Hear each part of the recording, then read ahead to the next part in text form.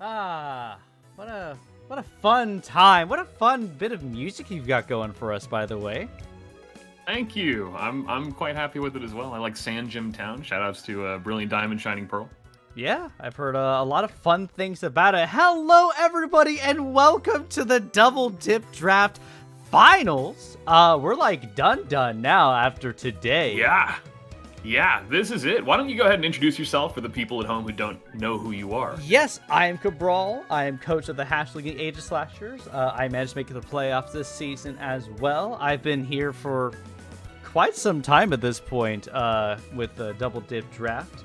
And who are you, by the way?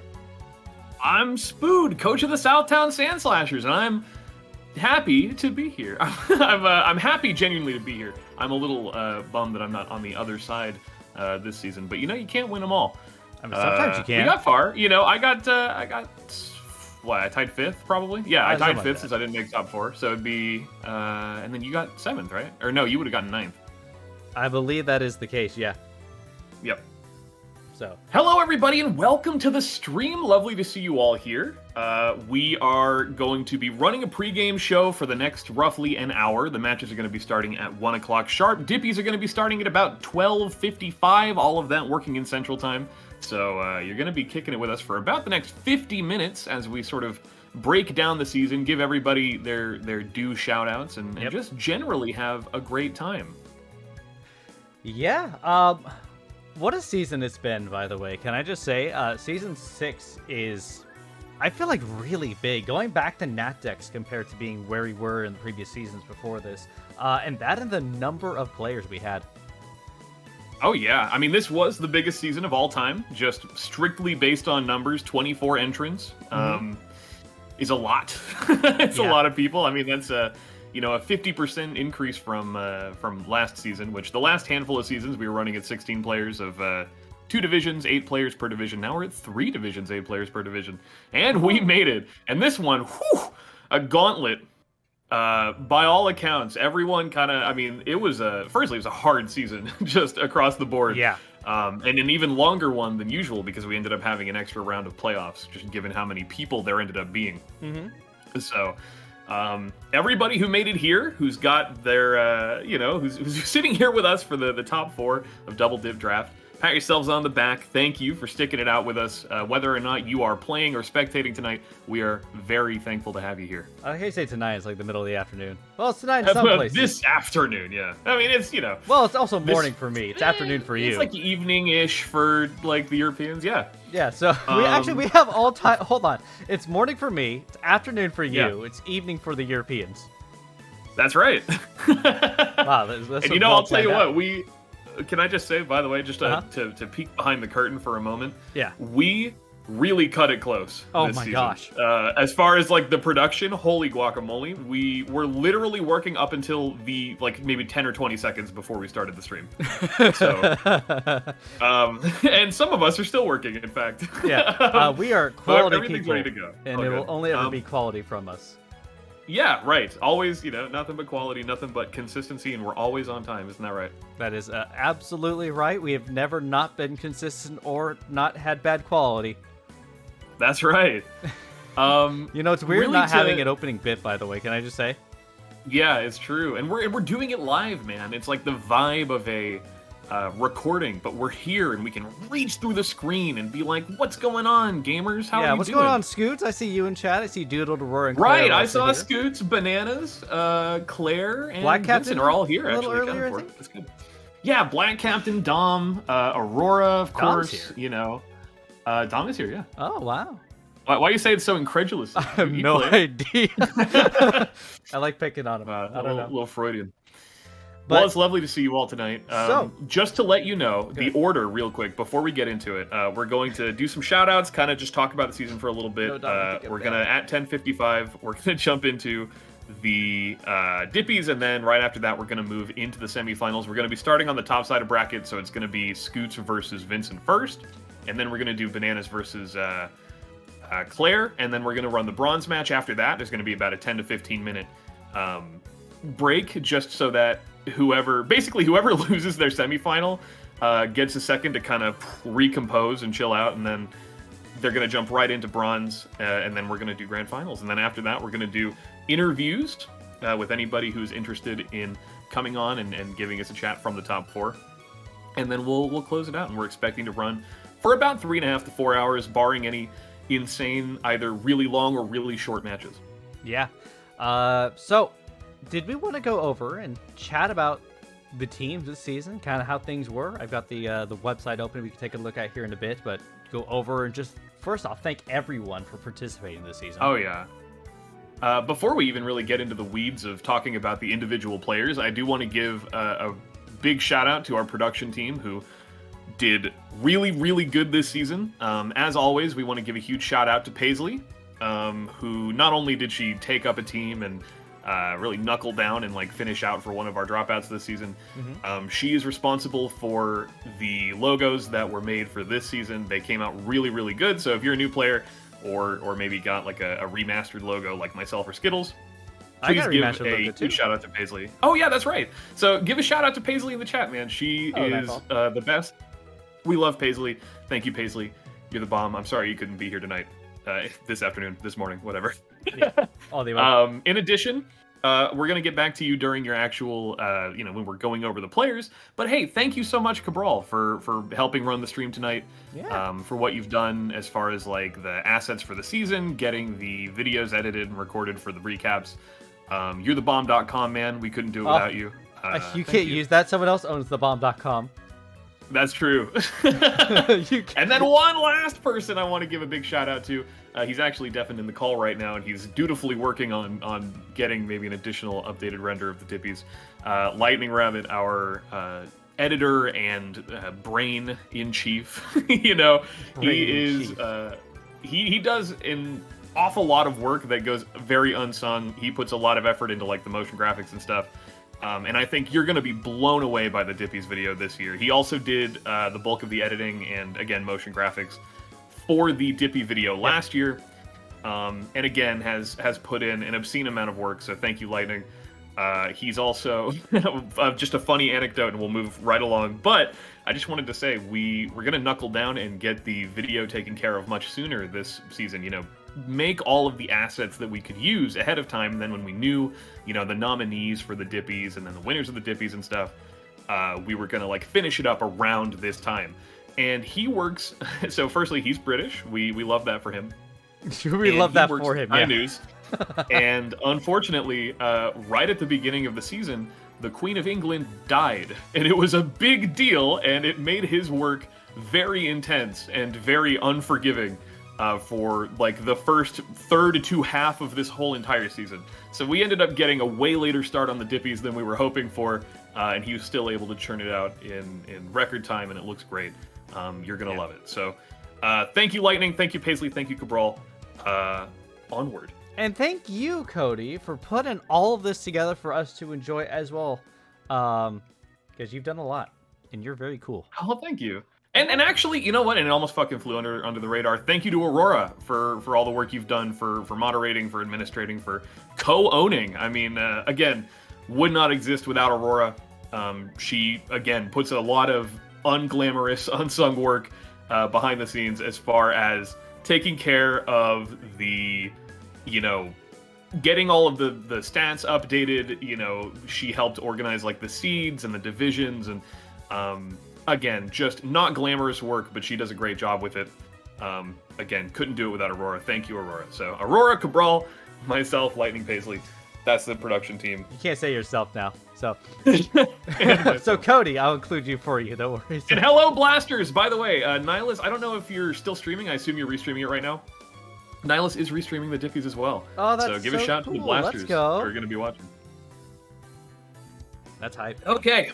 So why don't you go ahead and pull us the list, and we can get into talking about. Yeah, well, do we want to go over teams and just talk about who's who and whatnot and who's it's? Well, that seems kind of vague. Why don't you elaborate? Oh, I mean, we can go over like the players we had this season. Talk about one, just thank you for playing, and then two, just going over their team and the fun things that we remember about them. Yeah, for sure. I mean, I would love to do that. Generally the way that we do it and kind of take it from the top down.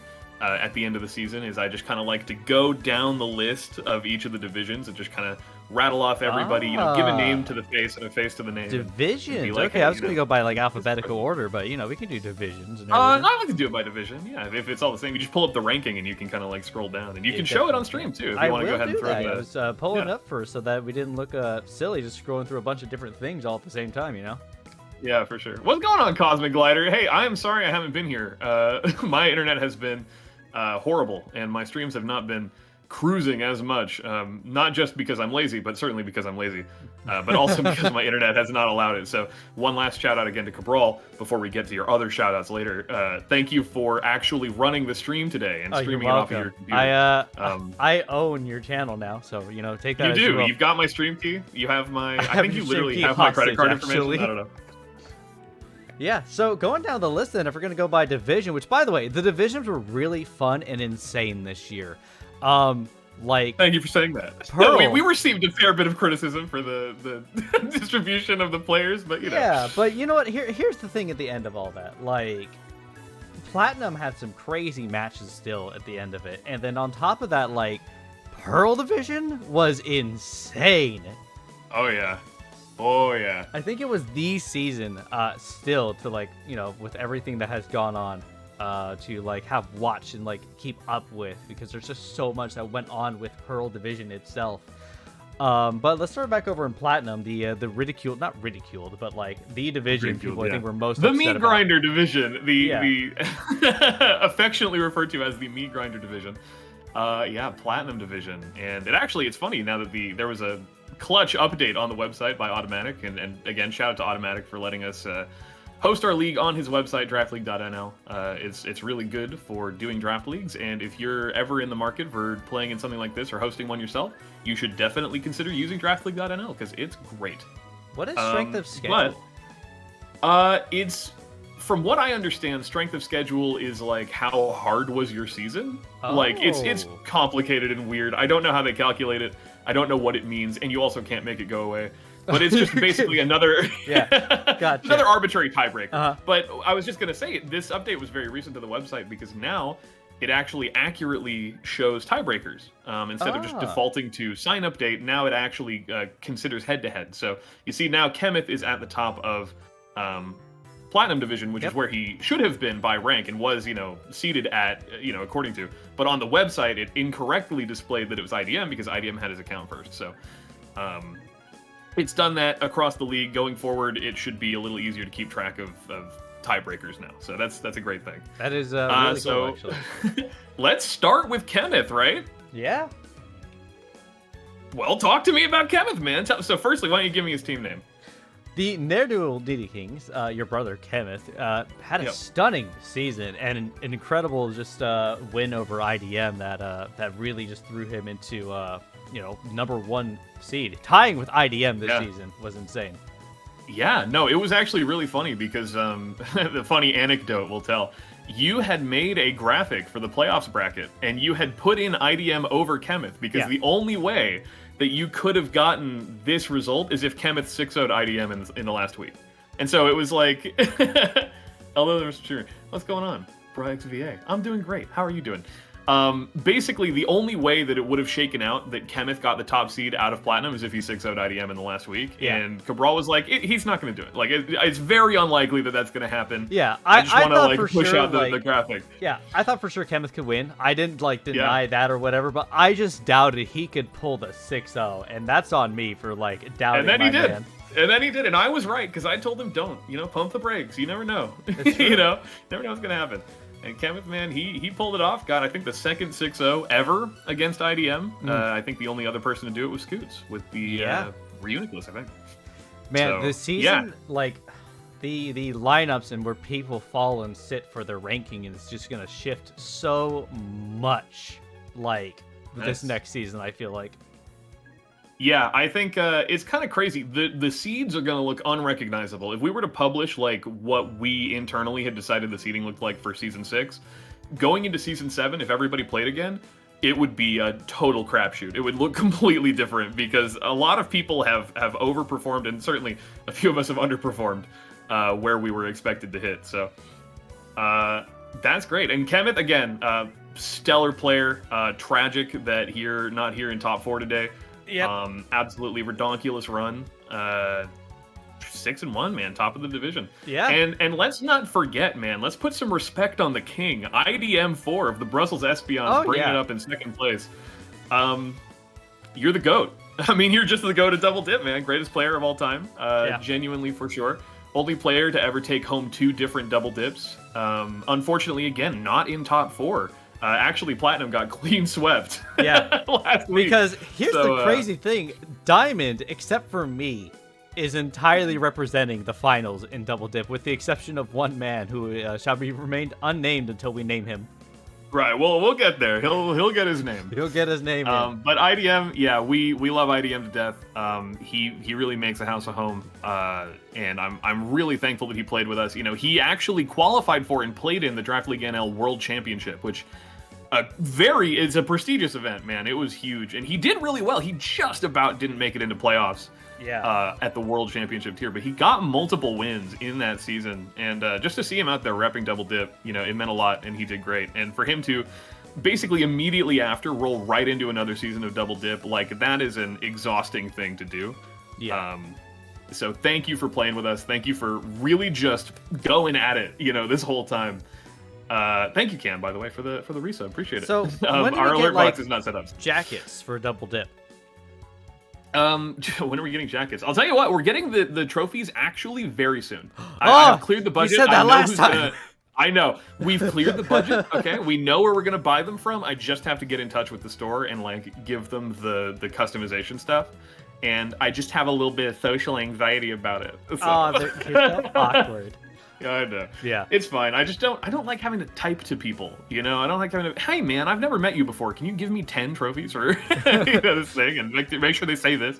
Yeah. I mean, but we are actually turning it up. So, yeah. So retroactively, again, we're giving everybody who's won their respective trophy. And we'll be giving whoever wins this their respective trophy. And I would genuinely expect it.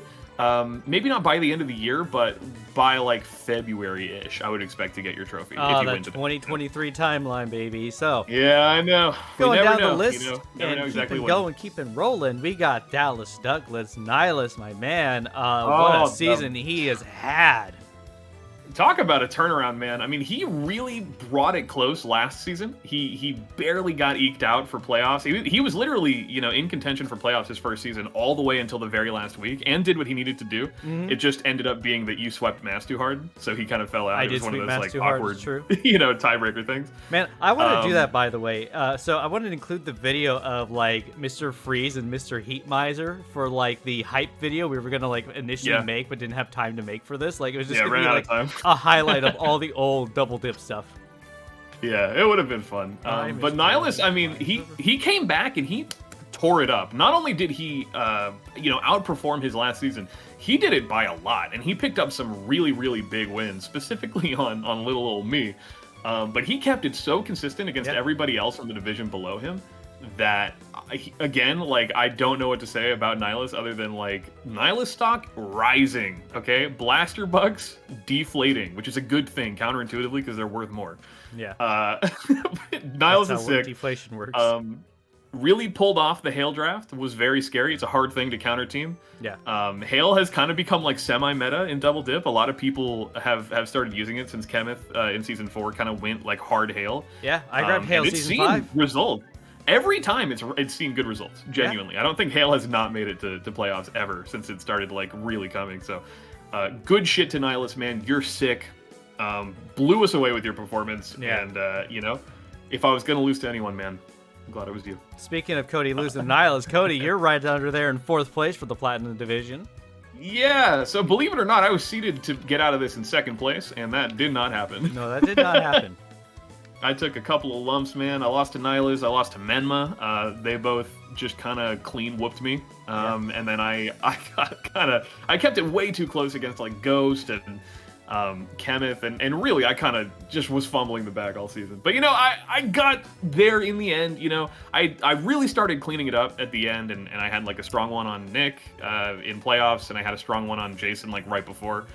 And I think I played pretty good against Bananas. Like, not to gas myself up, I did lose, but I felt like I did pretty good. So you did pretty well. You know, in hindsight, you know, we'll take it. Not a perfect season, but they can't all be, can they?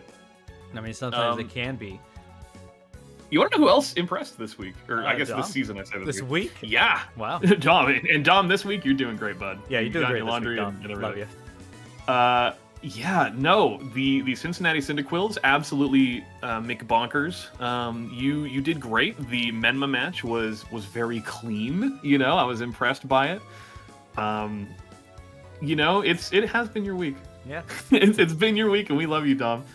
IDM, yeah, the IDM fight was great. Yeah, IDM fight was very, very close. Got a little unfortunate with some damage rolls there. He did that last season too, actually. It was just the first season. He played like half a season. He also like did really well against IDM for like a first time coming in the middle of nowhere. Yeah, Dom, you're like a little chihuahua, man. You're like nipping at the heels of everybody else, and no one, I think, should feel safe fighting Dom. I didn't feel safe fighting Dom. That was close as fuck for me too. I mean, genuinely, like Dom, the record I think does not tell the whole story of Dom's season. I think he did great.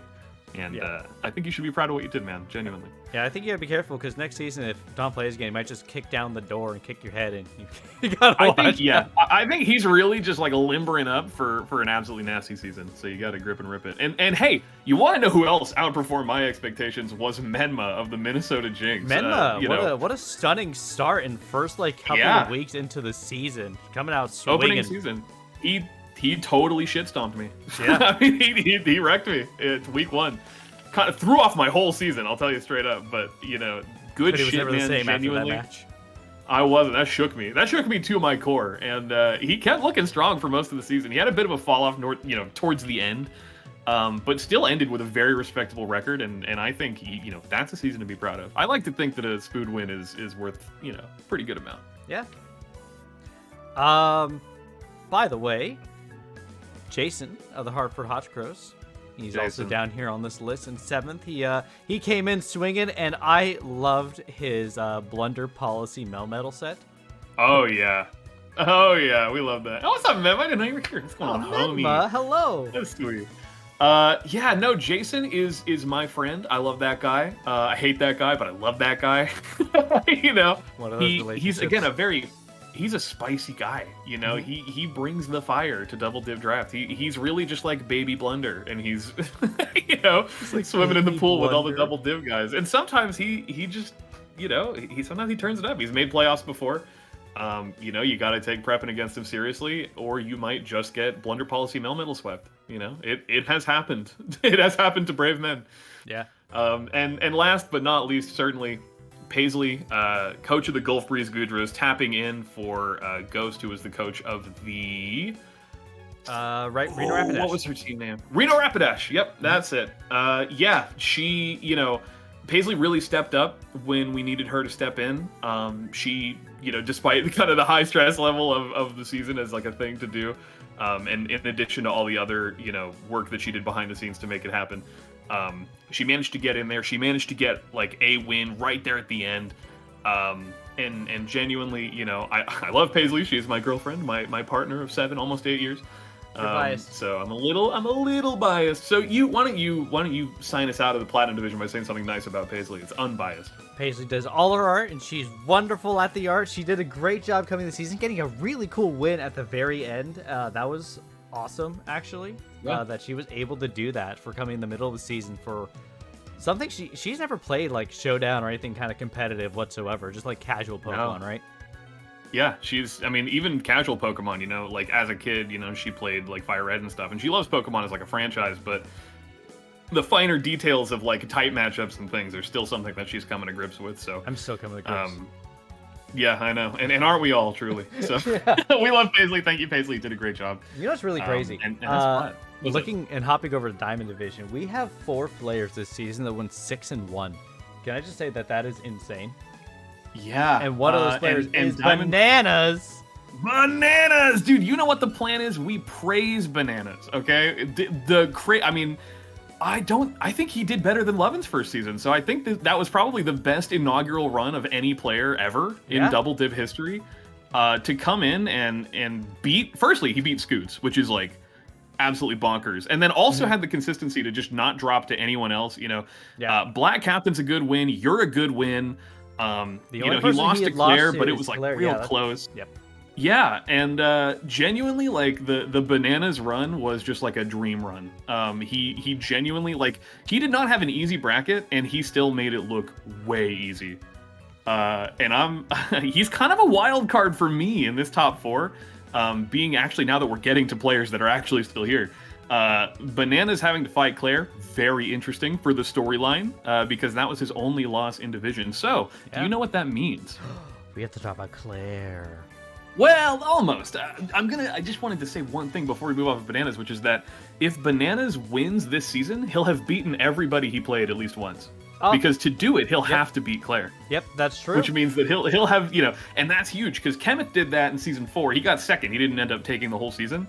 But he ended up beating everybody that he lost to in division on the way there. And genuinely, again, we're having like a Banana situation, but he may actually bring it all the way. Like grand finals first place.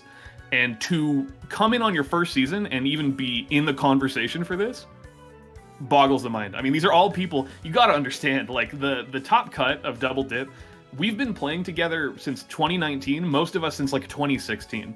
So we've been doing this for a long time, and I like to think that we're pretty good. So I'm gonna give Bananas like huge kudos. You totally blew me away.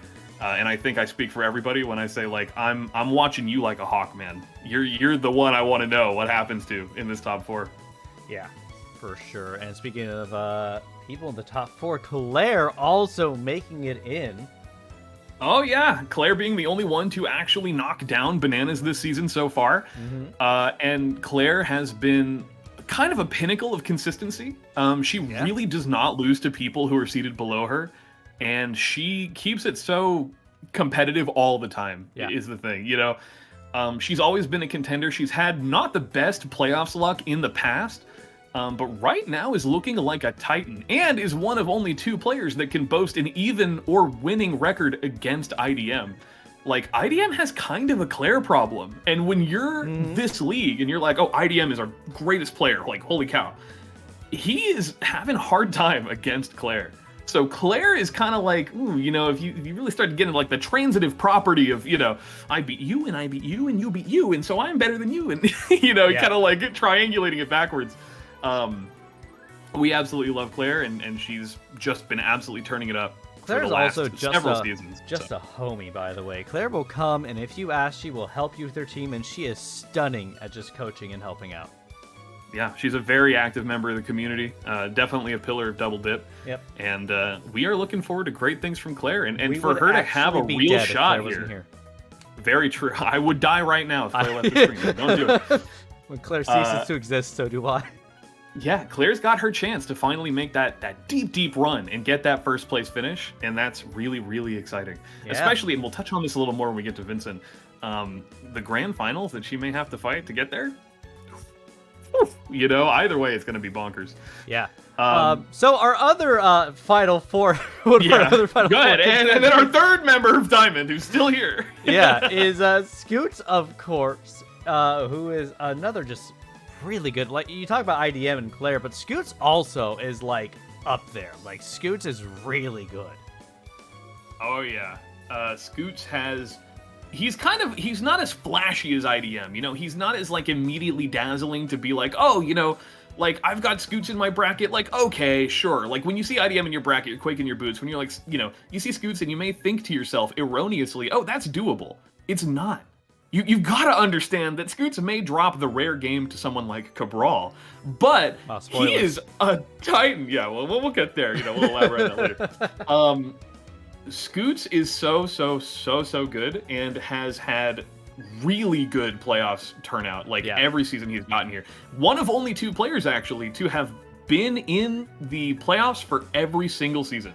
It's only him and IDM, and they've been here seasons 1 through 6 every single time. Yeah. Aurora hasn't done it. I haven't done it. You know, Kenneth hasn't done it. It's only IDM and Scoots. And that says a lot. And if Scoots manages to win this today, his record has been so good these last couple of seasons, I think you could really make an argument for Scoots' #1 Double Dip draft if he manages to pull it off this year. The heated over IDM even. The battles in the chat. Oh, I can see it now. Yeah, and it would be a debate, and it might be a bit of a hard sell to some people, but I personally, if Scoots manages to do it today, I think Scoots is #1 seed next year. Man, that's a big deal, man. That would. And now we are unfortunately not in the top 4, but still our last playoffs contender for Diamond. Give it up for the man, the myth, the legend, Cabral of the Hashling Aegis Slashers. My dear friend, hey man, hi. Congratulations. You started off on kind of a back foot this season, and you turned it around after that Scoots win. Holy guacamole. I really want to make playoffs. I know. He wanted it so bad. I have a kinship with you and with Aurora where we were kind of like sitting there around week 4 being like, dude, this sucks. Yeah. Like, it's not good right now. Yeah. But we all got there in the end, man, and you should be proud of yourself. It's true. I'm actually just like sad that I'm not with my Diamond Division brethren, my friends, my fellow compatriots in the Final Four, because how insane would it be had all 4 Diamond people made it into the Final Four? Ridiculous. Would have been ridiculous. Would have been too much. Yeah. Man, I would have had to fight Scoots again. And let me tell you, man, let's play a quick funeral dirge, a little my friend, Black Captain of the Martian Mantines. I can think of very few people with more tragic a season than you, who you were so close to getting your first playoffs this season. I felt it in my bones. If you would have asked me, I would have put $100,000 on Black Captain getting it by like week 3 or 4. You don't even have that kind of money. Well, let's not get hung up on semantics. I'm just saying, Black Captain, you looked so good at the beginning of the season. I'm sorry it kind of ended up not panning out that way at the end. Sucks that you didn't manage to make it into the playoffs. But still, man, we love you. Thank you so much for playing with us these last couple of seasons. I'm seeing so much improvement out of you as a player. It's kind of mind-blowing. You're a real steady, I was going to say Sisyphean character, but you're not, the boulder doesn't roll downhill. You're just rolling a boulder very slowly up an infinite hill. And eventually, you're going to get there. And I believe in you. And playoffs next season, it's happening. You don't have to cross your fingers, bud. It's happening, and I know it's happening, all right?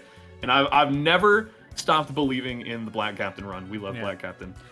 So we come to our first couple of new players. Well, Paisley was also new. But our first couple of other... and Menmo was also new. Okay, well, so Bananas we come to another set of new players. Menmo was also new? Yeah.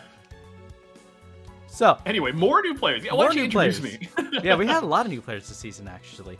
Anyways, Aylin of the Premier H.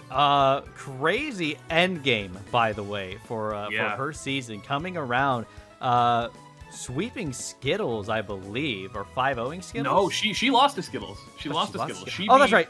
She beat Milo and Black Captain. Yeah. Milo Black Captain. That's what it was. Yeah, and she looked really good. I mean, again, it's like if you believe in the concept of momentum, she was kind of like down here for a while and then boom, boom, boom, boom, boom, going up, all right at the last second. And she looked really, really good. And I think given a couple more weeks, she was going to like work out the kinks of that draft, get more used to it.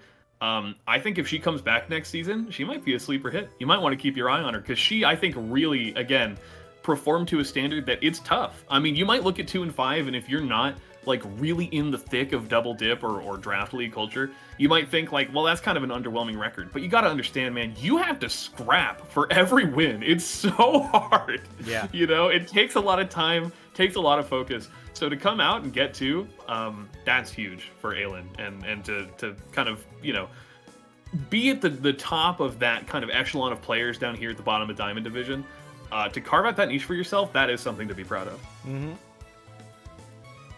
And you know who else we're proud of? Milo, my buddy, my chum. I hit it off with Milo so hard after our first match. Yeah, I love Milo. They're a sweet character, aren't they? Yeah. I haven't gotten the chance to talk to Milo that much, but I love their philosophy. Can you tell the story? Tell the story about the draft. Come on, tell the story. So, Milo had the wonderful opportunity to grab the first Pokemon, the first pick for draft, and that's huge, right? Like, you want to grab something that, like, literally anything. Yeah, anything you want, and Milo had dibs on anything and grabbed Jumpluff, and I love it. Yeah, which was so gangster, genuinely. So good. With the most raw pick of all time. And they got use out of it later in the season, actually.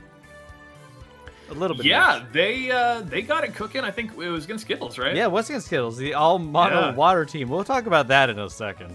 Yeah, we'll get there in a second. We love Skittles, but yeah, wow, Milo, what a character. I loved what you brought to the season. You really shook it up. Again, you hit it off so well with Cabral. He's very endeared to you. Yeah. And so am I. You know what? And I hope we get the chance to watch a movie or something sometime because you seem like an upstanding citizen. And thank you for playing with us. Yeah. And why don't you tell me about the Mono Water draft? My man, the other myth, the other legend, Skittles, the butt of the Crystal Cresselia, is formerly known as the Nevada Ninetales. Yeah, Nevada Ninetales. Coming in with a new face, a new image, and ready to just punch in some faces with nothing but water. And I love it. Yeah, I mean, I still do believe that Mono Water was one of the best, if not the best type that you could have chosen for an application like that. Yeah. And I will always gas myself out. Hit with the Bobby Scar. I said at the beginning of the season, in the draft analysis, go back and check. I was like, this team gets at least one win. And it did. And it did. It absolutely got one win. Skittles was innovating. The Big Root Aqua Ring was, frankly, kind of an abomination, but we loved it, you know? You got it cooking. We love Skittles. Sometimes I give you a hard time, Skittles, but genuinely, you're great. I love that you continue to play with us. You know, you're a friend of mine. I'm glad that, you know, I wish we got to keep in touch outside of draft a little more, but I'm glad that this gives us an excuse to still hang out after all these years and, you know, just keep it tearing it up. So we love you, Skittles. Mono Water was ridiculous. Big Root Aqua Ring was ridiculous. Yeah, you're that just was a ridiculous really guy. Fun. We love that for you. And also, by the way, the tech against Claire with that wall rain, can I just say, was really crazy. Oh, man, you just need to... Oh, you should have counted Skittles. Oh, you gotta get the chip Skittles. Ah! Needed rain. Oh, my goodness. But it was great. I love that. You know, the tech was incredible. We love you, Skittles. Thank you so much. And let's bring it back around. Okay, Pearl, let's talk about our final top 4. Yeah, so we have what is... I think people just keep referring to Vincent as the villain of the season, with someone else as well. But like, yeah, he kind of, you know, both villains of the season are in Pearl, which is funny. Yeah, but we'll get there when we get there. Yeah, we'll get to But Vincent undefeated so far. Oh yeah. Is this the first time we've seen an undefeated run in Double Dip? No. Well, I mean, if he manages to win, then yes, it'd be the first time anyone won without ever losing. Mm-hmm. IDM has made it to playoffs without losing in division before. He has gone 7-0. I'm almost positive. Vincent looked really, really strong this season. Obviously, it's a bit controversial, so we'll kind of address the giant shield dog in the room. Zamazenta Crown was legalized this season, and Vincent used it to quite good success, I will say. It kind of ran train against the whole division of Pearl, and is looking very threatening as we go into the top 4. So, kind of a redonkulous draft, but certainly in the hands of the right guy has flourished. And it honestly, getting flanked by like Moltres, which is like such a good compliment to it. Yeah. You know, Mega Sceptile, like it's just so hard to break. That's the thing, right? Like even if you take out Zamazenta on Vincent's team works really well together, having the solid fire and then the solid water electric with another electric and the solid grass. He's got this kind of circle of like... He's got a core, yeah. He's got a very good, strong just core that really balances itself out. So even if Zamazenta's gone, it is hard to deal with Vincent's team. Vincent has also just done a really good job of that. Welcome to the floor. Don't worry about joining late. Cody can do a little recap while I take care of something in the background here. Sure. I will go ahead and do a quick recap. We're just going over the rankings for the Double Dip Draft Season 6, our Pokemon Showdown Draft League. And right now we are in the Pearl Division, kind of just breaking down everybody's placements and how they're doing with the, you know, basically just giving everybody a shout out, man. Giving everybody their due credit, letting everybody feel seen. Because, you know, believe it or not, man, I'm hunched over my keyboard and I'm always waiting for the next match to show up. You know, it does not matter if it's Milo versus Skittles or if it's, you know, Claire versus Bananas. I'm gonna watch it, you know, and it's gonna mean a lot. And I love just being a little stream monster and just, you know, being a goblin man and watching people fight. It's just, I love the blood sport, you know? Something about it just really invigorates me. And so I just wanted to say, man, you know, love you, Vincent. Thank you for playing with us. I'm so, I think you're one of the people who most deserves to get all the way in there, after having so many near misses and getting to playoffs every season you've played. I think, dog or no dog, I would have expected to see you here. Yeah, I definitely agree. Even with without the dog, I agree. I think Vincent would still scoots with the 5%. 5%, yeah. Just spam your air slash in the Discord. Yeah. Double dip. Yeah, exactly. But I think he still would make playoffs, like you said. I absolutely think Vincent has also just played really well this season. Yeah. And he has. And he's kept it very respectable. Yeah, who else played really well this season? Coming back for the first time since Season 4, I believe. Tell me about it. Hey, we got Nick of the Loaf-Bill Lanterns, my buddy. Oh, White Loaf, my buddy, my roommate boy. I hate that we had to play so early in playoffs, but I love you, man. If you're not familiar with the story of White Loaf, the Loaf-Bill Lanterns, let me tell you. Season 3, he went 2-5. Season 4, he went 2-5. Season 5, he sat it out because his last 2 seasons were not that great. He's a great player. He was just having a really hard time with those last couple of seasons. He came back at it with a fresh mentality, 5-2. Literally turned the record completely around, And it was kind of touch and go there with the differential at the end of the season. But he made it, man, into playoffs and in second place in Pearl Division, no less. He's such a gamer, and we love Nick. And if he's not here, that sucks. But I love you, man. Thank you. And if you're interested in joining next season, definitely check out the Discord. I will drop the link actually right now while you introduce our next player. Yeah, for sure. So we have Aurora of the Hoonsburg Conference. We've talked about Auroras. Thank you so much for all your help this season, Aurora. But not only that, what a season. Wow. Starting from I think she ended up at 7th place at one point, unless it was just 6th. I don't think she went below 6, but she definitely had a season to watch. So yeah, she came back fighting though. She would not just surrender. No, she really wouldn't. It really just brought Here's the thing. It is. Playing from behind is so hard because when you see the mountain you have to climb and you're someone like Aurora, and again, I've been there. I'm literally right in there with you, Aurora, so I get it. Seeing that, mountain ahead of you that you need to get over, it's just so hard. And Aurora, she gritted her teeth and she did it. And I know I'm kind of just talking in circles, but it's an inspirational thing what Aurora made happen this season. And for all the work she does behind the scenes, never forget that she kicks ass. One of a very select group of people who's actually taken home a whole season.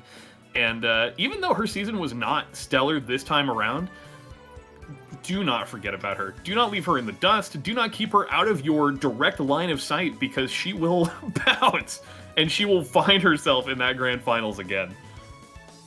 Yeah. Who else the playoffs with the same record as Aurora, actually? Give me our final playoffs qualifier. Firebolt of the Minnesota Magic Carps. Oh, talk about turning it around. I know we mentioned Nick earlier, but wow! Firebolt unfortunately had a pretty rough season last time, going 1-6. And this time, again, he was actually controlling that second place position up until the very last week and still managed to squeak in 4th. Despite having a relatively rough game against Aurora, he was the only guy in the division that had enough differential, that had enough win-loss to actually play like that, to be in front of Aurora and get 4-0'd and still be like, yeah, I'm still here. Because the spots in Pearl were so hotly contested, and Firebolt was kind of the king of Pearl for a little bit. Not counting, obviously, Vincent, who is the god of Pearl. What's a king to a god, right? So, Firebolt, man, love you. You did great this season. Genuinely, you turned it around so hard. Put that reminder on him, man. Talk to the people. Firebolt, yeah, absolutely. And that's our playoffs qualifiers. Why don't you bring us down to the bottom 4 of Pearl?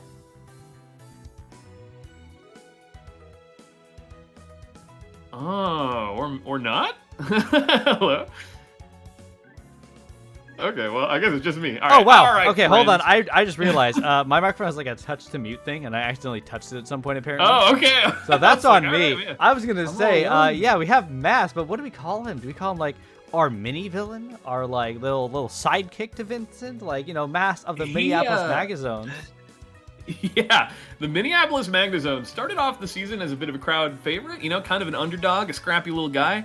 Had some really strong matches at the beginning, but he just found himself in one too many dodgy little instances for people to stay on his side for long. So it's actually so funny. The match, him versus Vincent in the last week, was possibly some of the most toxic Pokemon I've ever seen. And it's really funny because, you know, people kind of give Vincent a hard time, like, oh, you drafted the dog, whatever. Like, Mass was just in there, and it wasn't about the draft. It was just about the guy. You know, he was making it a real problem for people in that division. So he's got some beef, he's got some texture to that season, and we've got some stuff to look forward to next season. I know he's got some beef with you. Definitely. We have our little high school rivalry going on still. You know, I'm always down to throw down with Mass at one point or another. Yeah, but despite all of the hilarious like in-game shenanigans, I love you, man. You're great. You're a good friend of mine. I appreciate you playing with us, and I can't wait to see you back next season with something that may be a little more diabolical than this season. We'll see. The job in Wobbuffets, man, doodled. Doodled! Oh, what a stunning season for your first season. Yeah. Oh, so good. You played so well. well. Overperforming what your expectations was, man. He genuinely did so good. And again, another kind of tragic season, like Black Captain before him, just made it so close, was so competitive, again, right up to the last moment. If you weren't following the recaps, you got to understand, it could have been any combo of 4 from the top 6 of this division, and that includes Doodled. And for him to not get in, it's really rough, but he's the man, you know? We love Doodled. You did great for your first season. Again, coming from a background where you don't have a lot of Pokemon experience, to still keep it as close as you did, it blew me and everyone else away. So, we love Doodled. Yeah, stunning job, Doodled. Man. Proud of you. I love you. Great work. And let's move on. Let's wrap this up. We're getting close to when we got to talk about the Dippies. Yep. We got 3 minutes and we got 2 people. Why don't we get through them? We got Jake of the San Fran Forest, my buddy, my pal, the person I know in real life outside of this world of the interwebs. Right down the street, man. Again, we really appreciate you picking up one of the drop teams, man. It means a lot, genuinely. To come in and you know, you kept it very threatening versus like Aurora.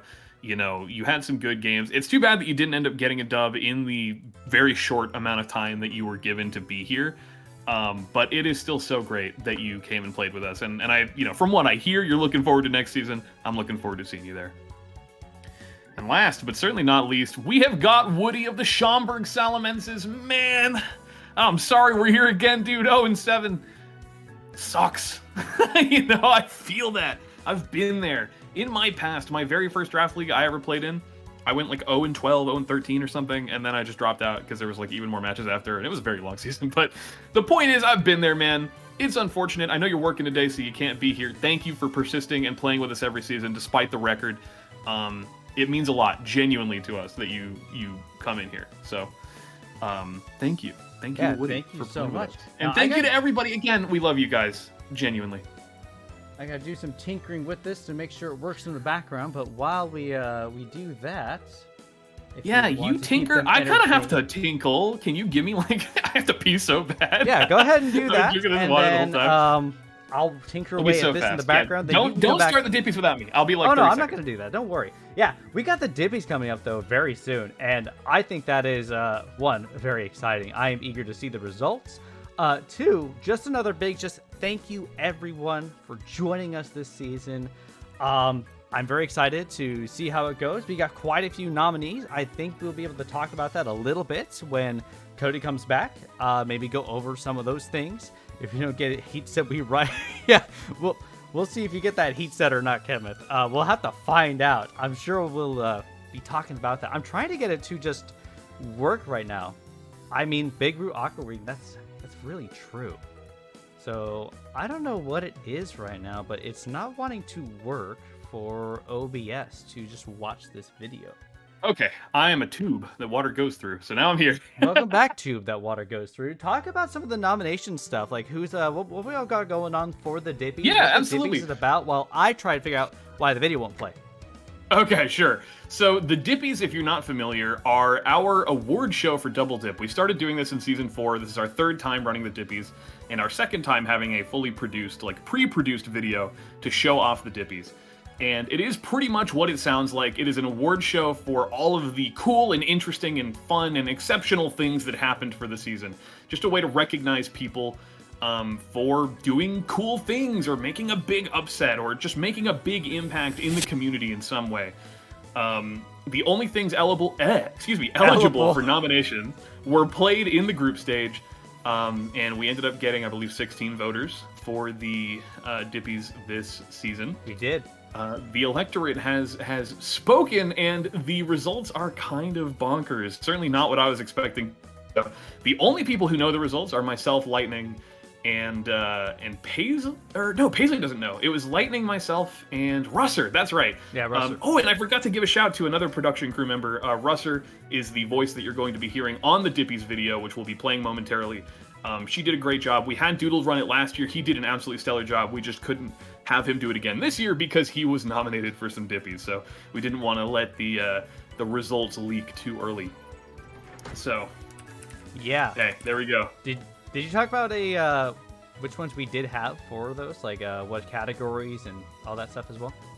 Well, what we used to do was we had 4 categories, which was, let me think. So it's biggest upset, best coach, and so basically, okay, so if you're not familiar, an upset means that you are beating a player that you're expected to lose to.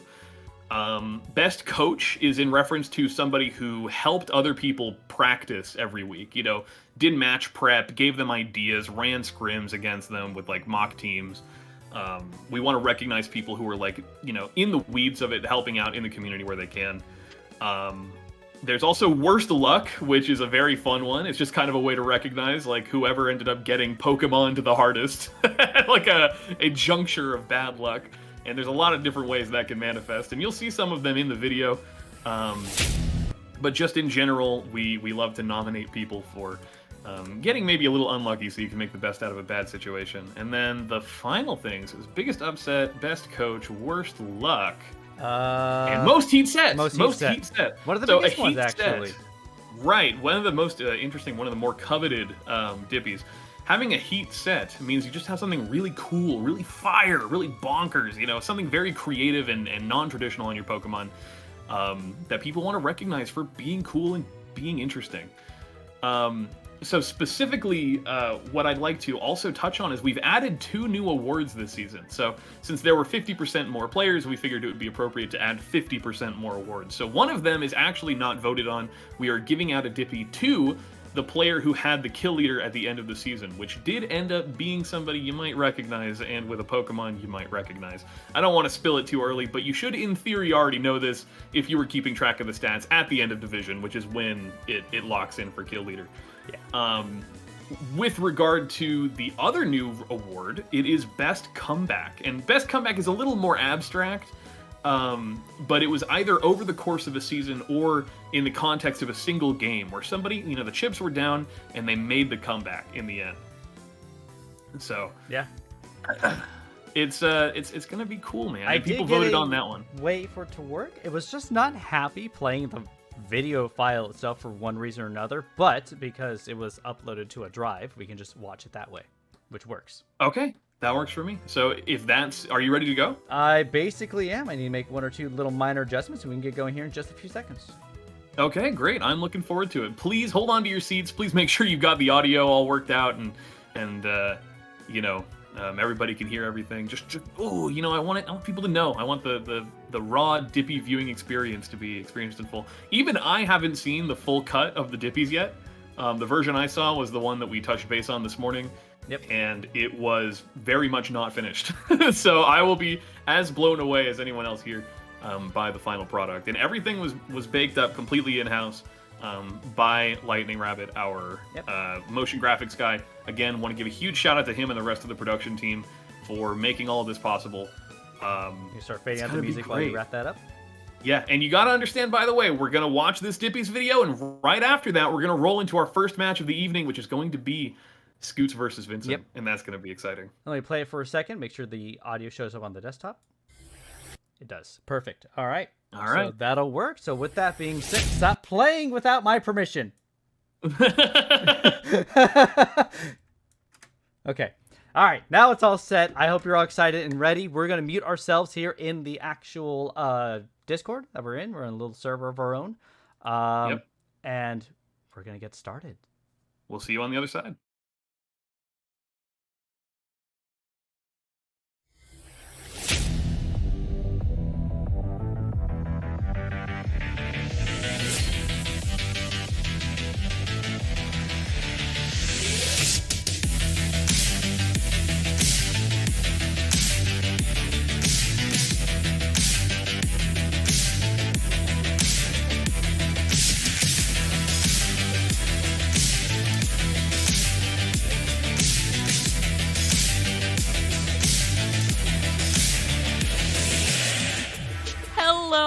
Welcome to the 3rd Seasonal Dippy Awards. I'm your host, Russer, and I'll be introducing the nominees for this year's 6 Dippy categories. To start this evening, this year's kill leader with 12 kills in division is Zamazenta Crowned, coached by Spootman of the Heerlen Hawluchas. The nominees for the most heat set Dippy are as follows.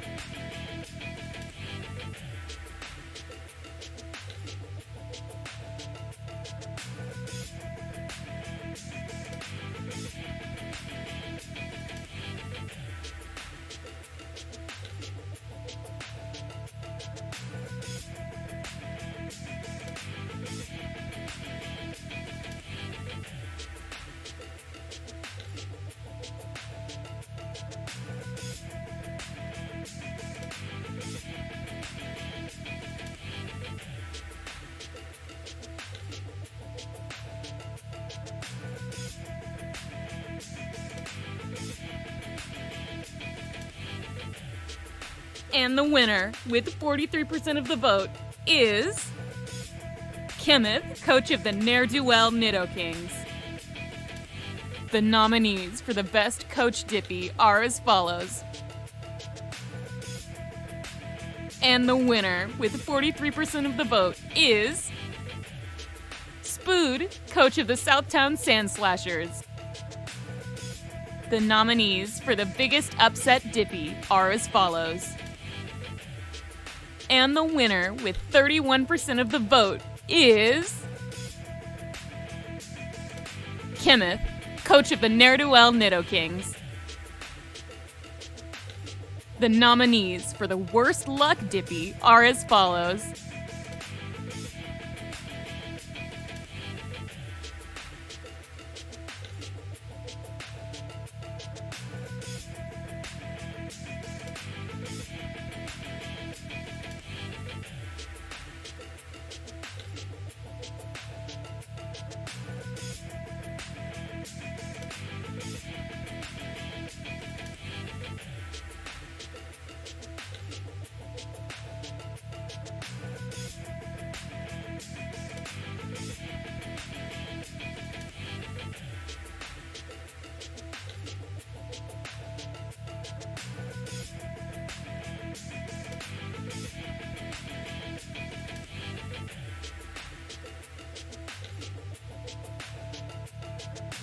And the winner, with 25% of the vote, is Aurora, coach of the Hoonsbrook Haunters.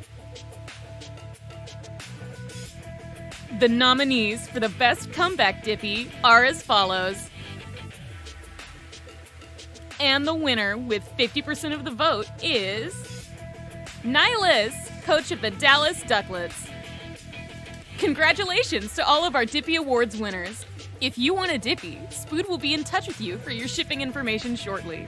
If you made it this far, thank you for sticking with us through the biggest and toughest season of Double Dip Draft yet. Stay tuned, because coming up is our top 4 matches for Double Dip Draft Season 6. We'll see you all there. So, some Dippy things have happened. Yeah, man. So firstly, not what I expected for like 2 or 3 of those. Yeah. What did you think? Were you surprised? I was surprised, actually. Yeah.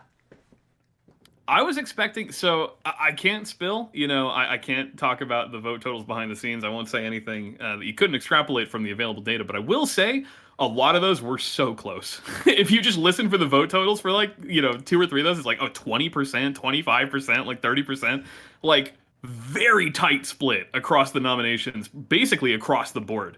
The most percent that any nominee won anything with was 50% for Nihilus' comeback against Menma, which... kind of bonkers. Also, congratulations to Nihilus and Kemeth. Kemeth got 2 again, bro. He's a Dippy glutton. What? Come on. Oh, everybody's voting for him. And thank you to all the people who voted for me for Best Coach. I have not gotten Best Coach before. It meant a lot. I'll tell you straight up, I voted for Claire. I also voted for Claire. But we clutched it. Yeah. Congrats to Vincent for getting the kill leader. That's obviously, maybe possibly the most objectively skill-based Dippy, and he got it. Also, shout out to Aurora for getting worst luck, the inverse of a skill-based Dippy. I apologize that you had to be the best luck recipient, but hey, congratulations on getting something for that Focus Blast miss. Hoo-wee. Yeah. But man, insane Dippies for this season. We actually do not have the Dippies on hand right now. Oh, yeah, that's true. Well, how many do you have now? 3, actually, from 2 from last season, and then 1 from my first season. My God, yeah, this will be my second Dippy. I got, I think, worst luck last year because of my Scizor freeze. Oh, yeah, that's right. And now this year I've got Best Coach. So thank you. That meant a lot, by the way. I would love to say I have, I think I built 40 mock teams this season. My teams folder, my cookies, absolutely redonkulous. Wow. So thank you. It means a lot. All right. Yeah, I will be in touch. I'll reach out to anybody who wanted Dippy at the end of the stream or after the stream. And we will hash it out whether or not you want to receive one in the mail or one digitally or both. And we will be in touch for Dippy reasons. Yeah. But the festivities are over, aren't they, Cabral? They are. We got to get into the meat of why we're here. The finals. The Final Four. We gotta watch some fights happen. We gotta watch some tears be shed. You gotta understand, the prep work for this season started in July, and it's November. Remember the 5th of November is the day that one of our top 4 goes home a champion, and the others go home as having had pretty good seasons. Yeah, as not champions. Because at the end of the day, you either win or you lose, right?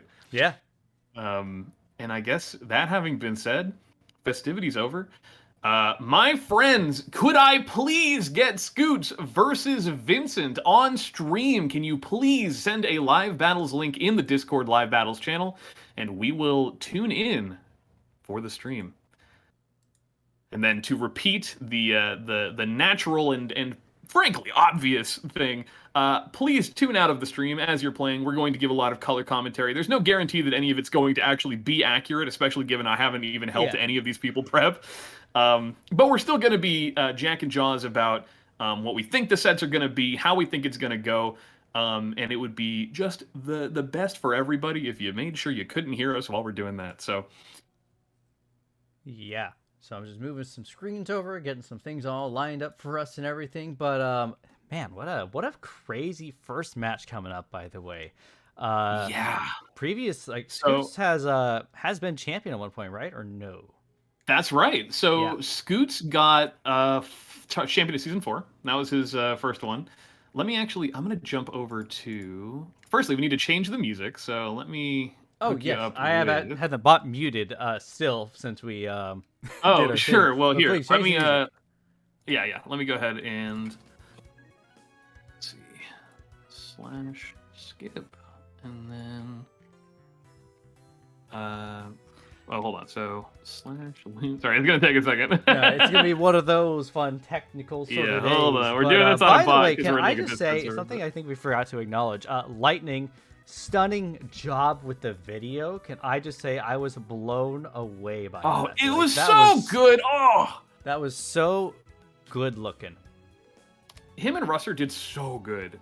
Genuinely, really honestly, they did so good. All right, let's take a look at this matchup we got going here. We do have Spootman versus Scoots going on the screen now for all of us to see. Wait, is it up? Yeah, it is up. Oh, shoot. Okay, hold on. Let me go tune in. I'm so excited for next season's stuff and everything. We're going to be going for a new theme and style. Like, we had the neon all this season, and next season I've got some ideas on doing something a little different. Oh, yeah. It's fun. I mean, the theming has been great. Again, you've been such a creative mind. I can't believe we did 3 seasons without you. Yeah. Genuinely. You feel like such a fixture at this point. It's just kind of crazy to think about. So what do we have here? We got Garchomp, we have Centiskorch, Sakataka. So, Cody, can I say something? Yes. Yeah. I did help Vincent a bit because he asked me last minute for these fights coming up. Yeah. It's kind of similar to what I brought. Okay. Just interesting. Oh, dude, I forgot Dratini Community. I'm going to miss it, dude. Screw this. I'm out of here. Dratini Community Day. Oh, is no. Today. I forgot. Yep, well, I guess we'll miss you there. Either way, so what do we have lined up here with Vincent bringing Mega Sceptile? We have the dog has arrived once again. We do have Lantern, we do have Zeraora, Moltres, and Ferroseed coming back. By the way, I think it is insane. Ferroseed getting so much use in playoffs. Yeah. Ferroseed has been looking pretty good. I'm trying to fix the music. That's why you're a little distracted, isn't it? Yeah, I'm really trying to fix this. Yeah. Okay, there we go. Q ended. Now give me... One of the things I've realized, so this could be an issue for Vincent, depending how things look out here. Scoots has a lot of Pokemon take advantage of rocks and ground types, and a lot of Scoots, Vincent's teams don't like rocks and ground types. And even fighting's a little scary. Like, Centiskorch getting Earth Power and Scald is insane, and, like, does a lot of, like, damage to things. Oh, yeah. It does a deceptively large amount of damage. Also, You can actually stop streaming this to me on Discord now if you want to. Oh, sorry. I forgot I was doing that. That's okay. I forgot you're doing it too. I wasn't looking at it. So I just wanted to give you a heads up. Yeah. Hopefully the other two have our voice channels all tuned out and everything like that as well, because they should. Because they're good boys, and they're not gonna they're not gonna be silly about it. Yeah. Also, hello Milo. Thank you for joining us. I'm glad that you're here. Welcome, Milo. You missed the Dippies. You missed the chats. We talked about your team and how awesome you are. We love Jumpluff. Jumpluff forever. We do. Jumpluff forever. We love that. We love you, man. It's great. Well, yeah. Them. So, I think Scoots has finally run Marvel Scale on Milotic. Scoots would rather eat his own fingers than run Marvel Scale on Milotic. He loves competitive. Well, I think he does run Marvel Scale, but he doesn't like Flame Orb. Is his problem. Gotcha. Let's see, and I'm pulling up actually their history because I know they've played before. Okay, so they've played 3 times. Scoots has won every single time. So they've played once per season actually in 3, 4, and 5. Scoots having 3-0'd, 2-0'd, and then 2-0'd again. Vincent. So they stay pretty respectable. He doesn't like slaughter Vincent, but historically, Vincent has yet to get a win on Scoots. So it's gonna be tough. Yeah. Definitely going to be tough here. We do have Zeraora coming out first, and we have Centipede also coming out. But Vincent not nicknaming his Pokemon honestly should lose right now just because of that. Yeah, that's crazy. What? No nicknames in semifinals, bro? Yeah, very, very cringe. Very not cool. Very cringe, very not cool. Yeah. So I guess the question is here, Zeraora is just stupid fast, but like this does get Earth Power and deal a lot of damage. So it's an interesting turn 1. Might be safer. This thing is not. Well, I was gonna say, yeah, Zeraora is not really that threatening to Garchomp, but you can't like. Scoots doesn't have any wish passing, and his momentum is good. But Mega Garchomp's problem is that it gets slower when it Mega Evolves, which it does not love, especially against this team. Yeah. So it's gonna be hard for Scoots to shake off any chip damage that Garchomp gets, especially this early on. So it's in Vincent's best interest here to like Volt Switch out, like show me any other immunity and you're not going to see one. It's really only Garchomp that scares it from Volt Switching, which it loves doing. If you're Vincent, you really want to keep this. I mean, you can kind of handle Milotic with like Lantern in sort of the same vein that he was able to break Vaporeon. Yeah. But in the other sense, it's, kind of different. Fire Lash. Okay. Yeah, Fire Lash is pretty safe too if you don't want to risk getting chipped on Garchomp. Yep. Fire Lash is also good to just kind of rough up other people. This thing also does not have great recovery. It does get Leech Life, which does do a deceptively large amount of damage, but obviously the problem is he definitely has Moltres, which is not that scared of this thing. Yeah. It does get coverage that hits Moltres, but not like that hard. Not hard enough to keep it from wanting to come in. I mean, Scald does depending on the set Scoots brought on Centipede, it could do near half health to Moltres, depending on how bulky Vincent's gone with it. Okay, hold on, sorry. the bot is being such a silly poopy head. Someday we'll get music. Don't worry, people. There has been music. I just have to make sure it actually loops correctly. So, but Doodle, here's the thing. Why would Scoot 69 be the sequel to Scoot 33? Wouldn't it just be Scoot 66? Wouldn't that be the sequel? I mean, it'd be Scoot's 34, surely, right? Oh, that's fair, actually. Yeah. There is definitely something in the queue. Come on. Come on, you can do it. I may just ask you to play this on your computer. That's fine. Okay, the bot's fighting. It's not working. Okay. You mind go ahead and I'll just link the video. I mean, yeah, I was gonna say I could just play it on YouTube in the background or whatever. This will be our semifinals music. Going for Power Whip, expecting a switch out to probably a Lantern, I imagine. God, I wish I could pay attention to the match. You should be paying attention to the match because it's a very good match. I'm trying to get the music fixed.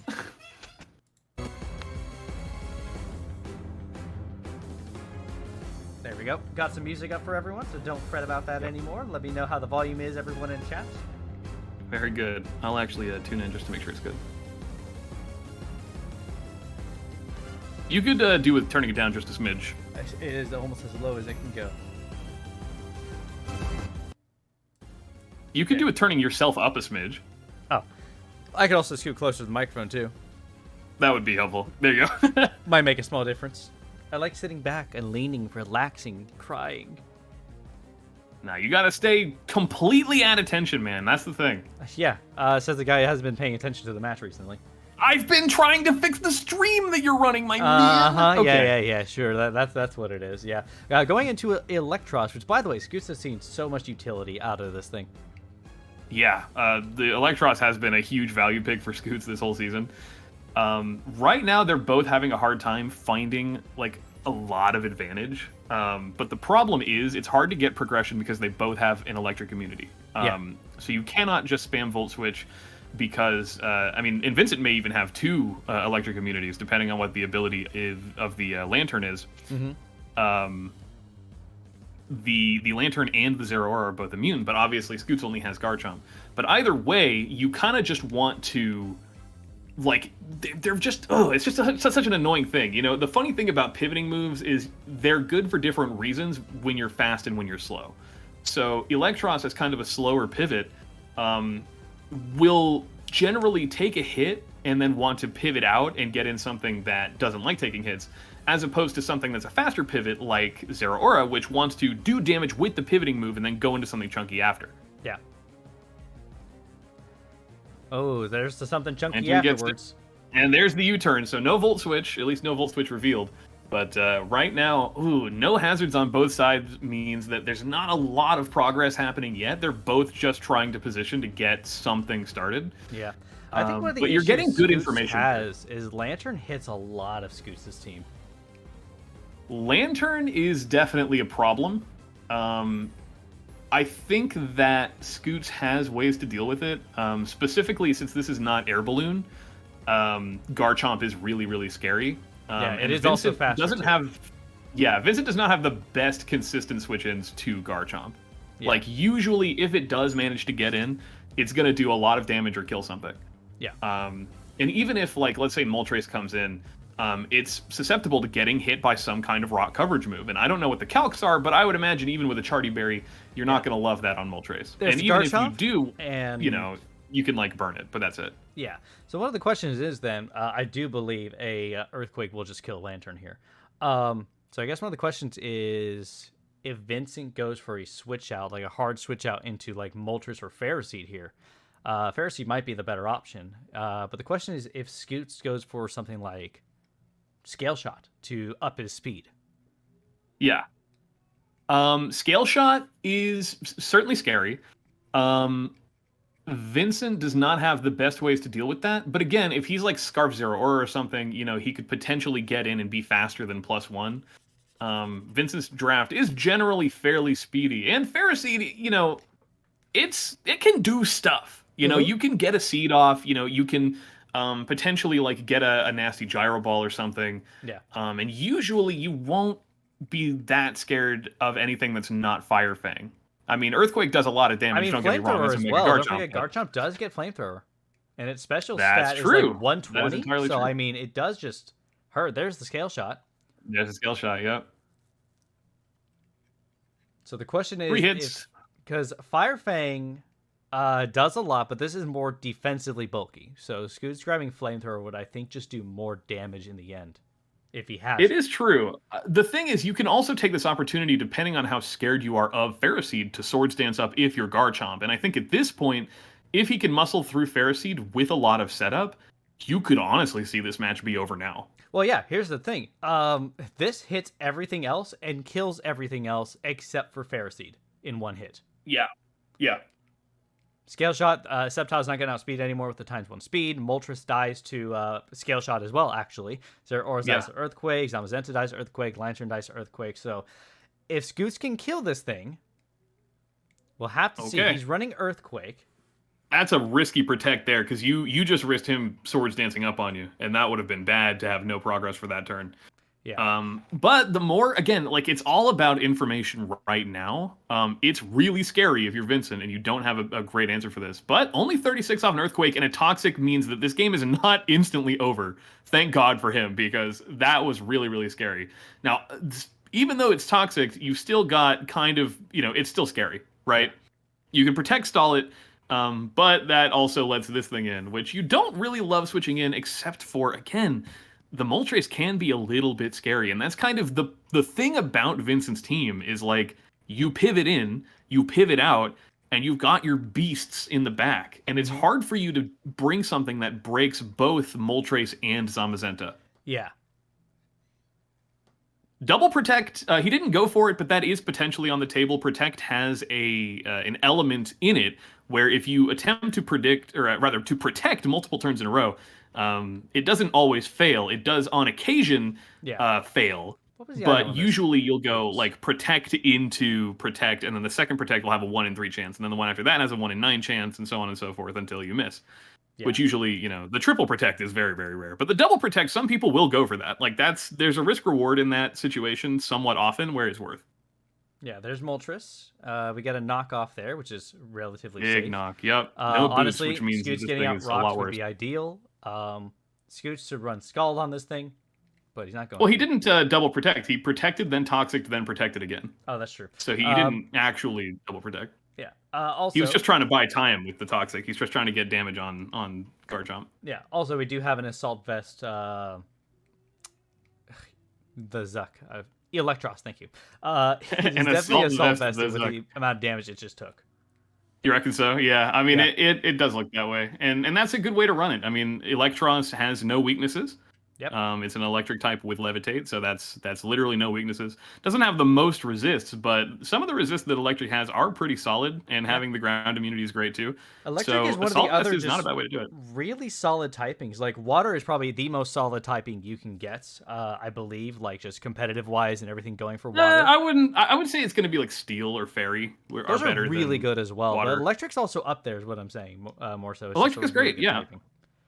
When you're trying to figure out what you want to draft in a draft league, one of the things that people point to is like, do you have like a fast electric type? Just because, again, like Volt Switch pivoting is really important. The U-turn is one thing, but Volt Switch off of an electric type, like a stab Volt Switch, is doing enough damage that it alone is very threatening. And even if you're not hitting things super effectively, you're chipping things down and getting momentum in a way that U-turn can do, but on way less Pokemon than, again, your archetypical fast electric type. Yeah. And in this scenario, it's another kind of, do it or don't do it, because Vincent doesn't want to stay in on this thing and get Volt Switched or Thunderbolted on, but he also probably gets U-turned on if he doesn't stay in and attack it. So it's not necessarily a 50-50. I would say the risk-reward is more in Spootman's favor to switch out and let Scoots get a little bit of momentum, even though you don't necessarily want to. But he could just gamble it here and try to get more damage on this, and then maybe even burn it off the U-turn Flame Body. Yeah. There's U-turn. Oh, but Vincent goes for his own U-turn just to scout. Very likely that the U-turn is coming out from Electros, though, so that still gives Scoots the advantage as far as, getting the switch in. Yeah. And if Scoots manages to get up rocks, like if he has rocks on Stack Attacker or something, that's huge, because now Moltres taking 50% on rocks because its boots are knocked. That changes the dynamic of this game a lot. So the value of a Stealth Rock is huge right now, especially if you go right into Stack Attacker and do it now. Ferocity makes sense. But that Iron Barb Chip is very nice, actually. Yeah. Genuinely. I think as far as win cons go, Scoots is still looking a bit stronger. Zamazenta is still mean mugging in the back, looking kind of scary. Garchomp being on a timer helps a lot. But, like, being able to break Milotic is so important, and you're still trying to, like, force that back and forth. It's just hard. Yeah. There's Stack Attack. There goes Stack Attack. There's the bomb. I would expect Stealth Rock here. I would expect an instant Stealth Rock here. Yeah. Problem is, either Vincent goes hard into Moltres to try and defog or force it out, but it's almost certainly got some kind of rock coverage, given that it's one of its stabs, and, you know, what else are you going to do? There's only one other move Moltres could have, and I don't know if it's defog or not. That's true. But you never know. I mean, so it's U-turn, Flamethrower, Air Slash. It's going to be either Roost or Defog. But, it may not even have Defog. That's true. It's probably Roost, honestly. He's been running Roost consistently throughout the whole season. Yeah. And, I mean, especially, again, if you're trying to get in front of something and take a lot of hits. They both have rocks. Oh, they have rocks. Yeah, that's fair. that's just the name of the game, right? Yep. So it's a matter now if Vincent... Well, actually, no. The bird, I think, just, like... No, it doesn't quite die, but goodness, it does not want to come in on rocks at all. It gets down to 25, yeah, and I don't think that he has any other hazard control that can deal with that. Not in this team, no. Oh, he goes for it. He says, "Show me body press," and Scoot said, "Ding, it's on the board." Yep. So that's not great for Vincent, because now, again, like, the more positioning he loses against Garchomp, even though it's on a timer, the scarier it gets. Yeah, and Sceptile is very scary. Not being at a +1 speed with Garchomp is not ideal, because Sceptile is faster. Like, one of the things I've noticed, Vincent's team is, like, stupid fast on average. Yeah. Let's also consider Centiskorch does die on rocks. Its boots are also knocked, and therefore it will take over 45 when it comes back in. Yes, it's true. And really, Electros doesn't like taking rocks either. So no, it's Vincent already at 19% anyways. Scoots out. The problem is, like, can you kill this at +1 defense with Sceptile? You may have to focus past it. Leaf Storm's scary, but I mean, like, a Gyro Ball off this thing is going to be a lot to deal with. Or, a Body Press. You could even just go for the raw, like, what do you call it? Trick Room. If you want to, like, really start mixing it up. That'd be really interesting, yeah. So, taking a look, by the way, at Vincent's team, he has his two slowest Pokemon his entire draft here. Ferroseed at 10. And Lantern at 67. Other than that, every single Pokemon of his is like 90 and up in their base speed. Yeah, his draft is so fast. It's ridiculous. Mm-hmm.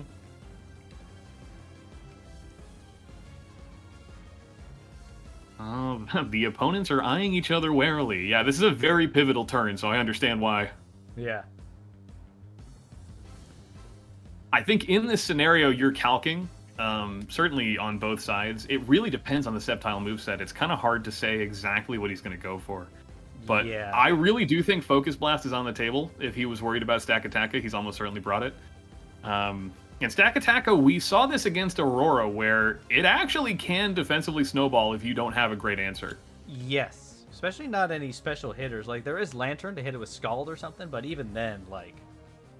Yeah, but if this thing gets another kill, it's at +2 defense, and suddenly its body press is looking really scary, even to things that are like neutral against it. The question is if Scoots can kill things before the leech seed activates. That is true. It's just a matter of like, can Scoots kill Sceptile? Can Sceptile kill Scoots? Yeah. With Rocks up, it does really help out Vincent a lot because it really prevents Centiskorch from coming in if this dies. Ooh, doubling back into Lantern. Ooh, yeah, going back for into the Lantern. Gyro Ball. Yep. Ooh, eats up the Gyro Ball. Decides to scout for it. Gets a little bit of chip with that, and that's good. That's definitely where you want to be. That positioning is 100,000 times better for Vincent now. And you got to remember, he's still got Zamazenta at full in the back. So the more that Scoots gets worn down, the scarier that thing looks in the end game. But remember, Scoots also has Milotic still. And it's entirely possible that Milotic get rid of his own on rocks at this point. With Veracity dead, Hitmontop does come in and just rapid spins things away. Very true. Well, Scoots sacking this. Okay, scouting, getting in something else safely, I imagine. Maybe going for the boy, the top, the spinner. Yeah. You could do that. I think, he probably does want to do that. Yeah, get rid of rocks. That way, Centiskorch can always come in safely and freely. Yeah, it just depends on what the set is for. Ooh, guard chomp. Oh, he goes right on into this thing. No, thank you. Yep. I mean, I guess God. Do you think it has? Actually, with Pharisee dead, this is like this thing does go a little ham. But again, it's another thing where you're toxic and he has immunities and resists still.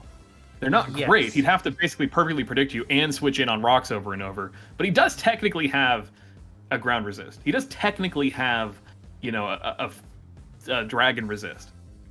Technically, yes. So it's a matter of Vincent knowing what Scoots is going to be doing here at this point. You got to start playing some 50-50s that are really scary if you're Vincent here.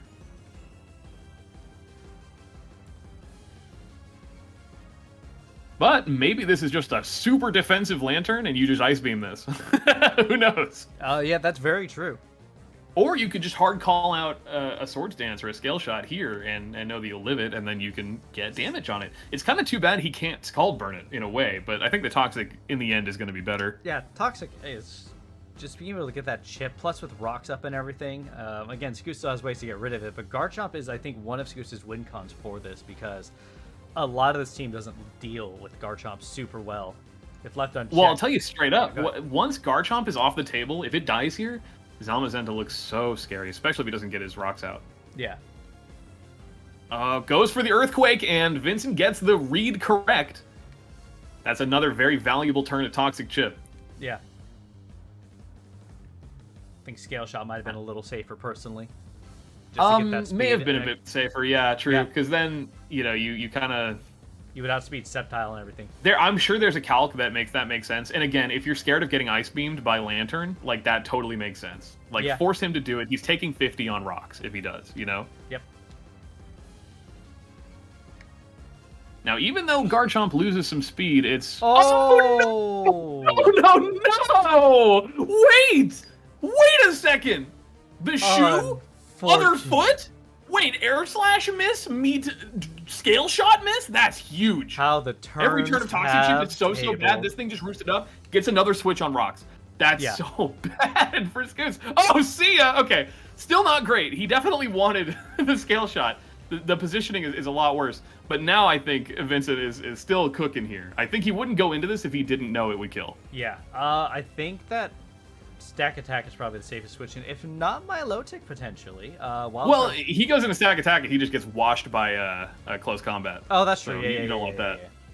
Yeah. He needs to find a way to get rid of rocks, get damage. The nice thing about this is Zamazenta, it does damage, but it doesn't do enough damage to be like, holy cow, I can't switch in anything on this like Garchomp is. That's a different thing. Milotic getting a Scald would be really ideal too. On this I was gonna say, Milotic's at full. Even like you could have Intimidate. Intimidate Hitmontop would be ideal. Hitmontop, yeah. So you've got answers to this. Intimidate, hit him on top, and then you spin your rocks away, and suddenly you got Cinescorch in front of this thing, and you're Fire Lashing. And the problem is you're going to come in on a hit regardless, and depends how much the hit does, because Zamazenta is really fast. Faster than everything right now. Right now it's faster than Garchomp. That's right. Well, that's why you calc it. You see, okay, firstly, can Zamazenta kill this thing? I think at 51%, probably, right? Probably. Scoots needs to kind of decide, do I want to keep this? Do I want to sack this? If he loses this, how much does that open up Zeraora? How much does that open up Lantern? It opens up Sceptile a lot, I feel like, because Scale Shot, if it gets up in speed, like... Look at Lantern. Show me how you deal with Lantern once Garchomp is gone. This is fair. This is true. So it's still really quite scary. Yeah. But the momentum is swinging back and forth. Scale Shot miss was quite unfortunate. Do we see Intimidate? We do see Intimidate. That's big. Ice Fang. Not doing enough. No damage. Leftovers. You've got a bulky... Him on top. Yep, Rapid Spin coming here. No reason to not click it at this point. Yeah, I think Rapid Spin is the play. You could also just go for the Raw Close Combat if you want to get some chip on Zamazenta, or you could even double out if you're, like, huge. But... Could I double out, then go back into this again? That'd be insane. I don't know, but you really do want to get rid of the rocks. Yeah. If you're going to start doing doubles, especially when Garchomp is toxic like that. Yeah. And I don't know if Vincent can kill this in one hit. He might be able to. I don't know. It could also be Flame Body Cinescorch still. We don't know. So if he manages to get Cinescorch in front of this thing, maybe predicting an Ice Fang, gets this thing burned, Zamazenta is garbage. I mean, it's not even going to be able to really effectively break Stack Attacka. Yeah. Same deal if it gets Scald Burned by Milotic, which is still, again, at full HP. Oh, that's true. But then again, Milotic could also Toxic Lantern and then start spamming Recover, which is something that Lantern does not have access to.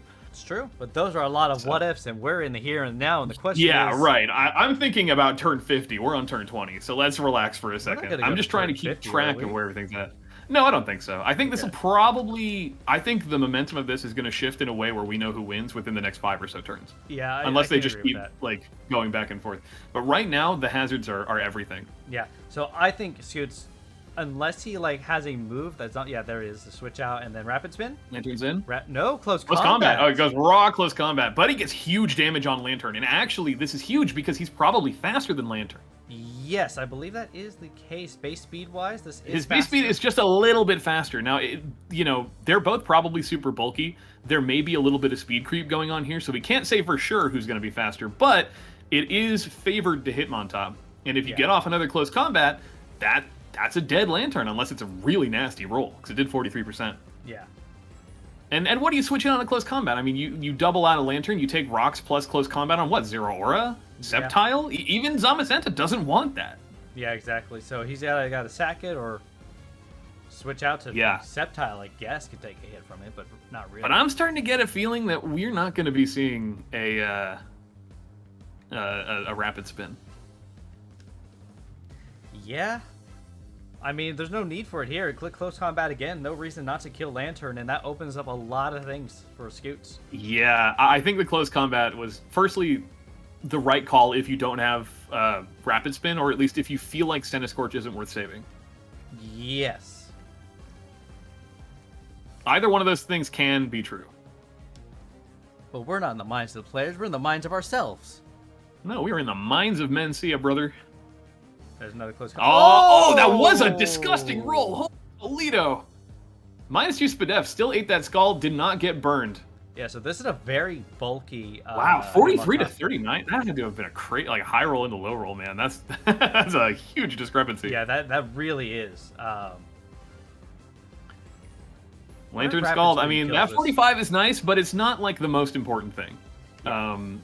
Didn't get the burn, which is unfortunate. Yeah. If he got the burn, this would have looked very different. Yeah. So, the question is, if he does have Rapid Spin, does that kill? It does kill. Oh, shit, there it is! Okay, that's a dead Lantern, and that's a spun rock. So now Cinescorch back in the game. You are now threatening the Flame Body again, which is very, very important. Zeraora back in the mix. Now, in this scenario, do you want to keep your Hitmontop? I think having the Intimidate in the back is good. Yeah. I also think this is another scary thing. You're either going to see, like, not a U-turn, but, like a knock or a Volt Switch. I assume this is actually Scarf. I think this is a Scarf Zeraora. I think this is a Scarf Zeraora as well. Yeah.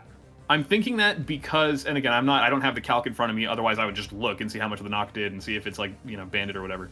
But it's only show knock, it hard switched out. I think you definitely want Scarf to keep Scale Shot Garchomp in check. Yep. So to me, that makes a lot of sense. So now in this scenario, you've got Scoots in a hard position. Are you going to call out a close combat, maybe try to proc like a Flame Body or a Knock or something? Or are you going to stay in with this thing or maybe go into Garchomp and try to eat a Volt Switch? I think no matter what happens, you probably do want to keep this Hitmontop alive. I think that is the case as well, honestly. The Intimidate's really nice for Zamazenta. Stack Attack at this point, what is it benefiting for Scoots? I guess with Zamazenta a little bit, right? It can just sort of threaten, like, Body Press. It's at high enough HP and has enough bulk that if it's in front of Zero or Raw, I mean, especially if it's choice locked into something that's not like low kick or something, it's scary. I don't necessarily think Sceptile kills it from full without a Focus Blast either. Yeah. So there is some utility, but I would agree that it's one of the less important Pokemon. Yeah, that would be my kind of switch at this point. Yeah. By the way, for the upcoming players, do not forget to nickname your Pokemon, or you'll look like Vincent. Yeah. Nickname your Pokemon, or we will throw Rotten Tomatoes at you. Yeah. But with love. With that being said... Speak for yourself, buddy. Yeah, so it's just a matter then. I'm sure a lot of calcs are going on right now. Even ×1 speed. Hitmontop's just slow. It doesn't really do a lot. Yeah, Hitmontop is not outrunning even a non-Scarf Zero Aura. Okay, he goes for the switch. He gets a good read on the close combat. Any Flame Body proc? No Flame Body proc, but it's probably locked into CC. Yeah. Which means it could get Flame Bodied right now. It could very well do that. You could also go hard into Milotic if you're calling the choice. It does not get first impression. If it did, that'd be insane, actually. Yeah, that would be a ridiculous thing to have. Yeah, at this point, it's kind of up in the air for me. I don't know if Vincent wants to stay in and try to kill this thing, or if he wants to sort of proactively predict. Because at this point, I mean, this is a sack for Scoots. I think it makes sense for Vincent. Yep. He goes for it. Does he get Flame Body? No. No Flame Body twice in a row. There is no burns, no Scald Burns, no Flame Bodies. What kills Sceptile without a huge brush? Well, Scale Shot, Garchomp. If any little bit of speed buff comes out on that, like Garchomp does just... Like right now, actually, Garchomp, depending on the calc on this close combat, can come in and just click Scale Shot, and then suddenly either get a huge Earthquake or get a huge amount of damage on Sceptile. Like you said, Milotic Ice Beam can do it, and I do think that like a Stack Attack, a Gyro Ball would not be appreciated either. Yeah, I think that is also the case here. But it's the game's kept really close. Honestly, Hitmontop looking pretty nice to come in, get an Intimidate, and go into Stack Attacka. I think would be really ideal. Yeah. Or even Milotic, actually, would be Well, you don't want to go hard into Stack Attacka if it's stuck in close combat. That's just kind of not a good idea. I think you kind of need to calc there you go. Get the Intimidate. And Milotic. I would go into Milotic here. Yeah. I think Milotic is so free. Yeah. Hitmontop probably has Mach Punch, said Bananas. That is definitely a potential. Oh, it could have Mach Punch. That is true. And with I hadn't really considered that. I assume...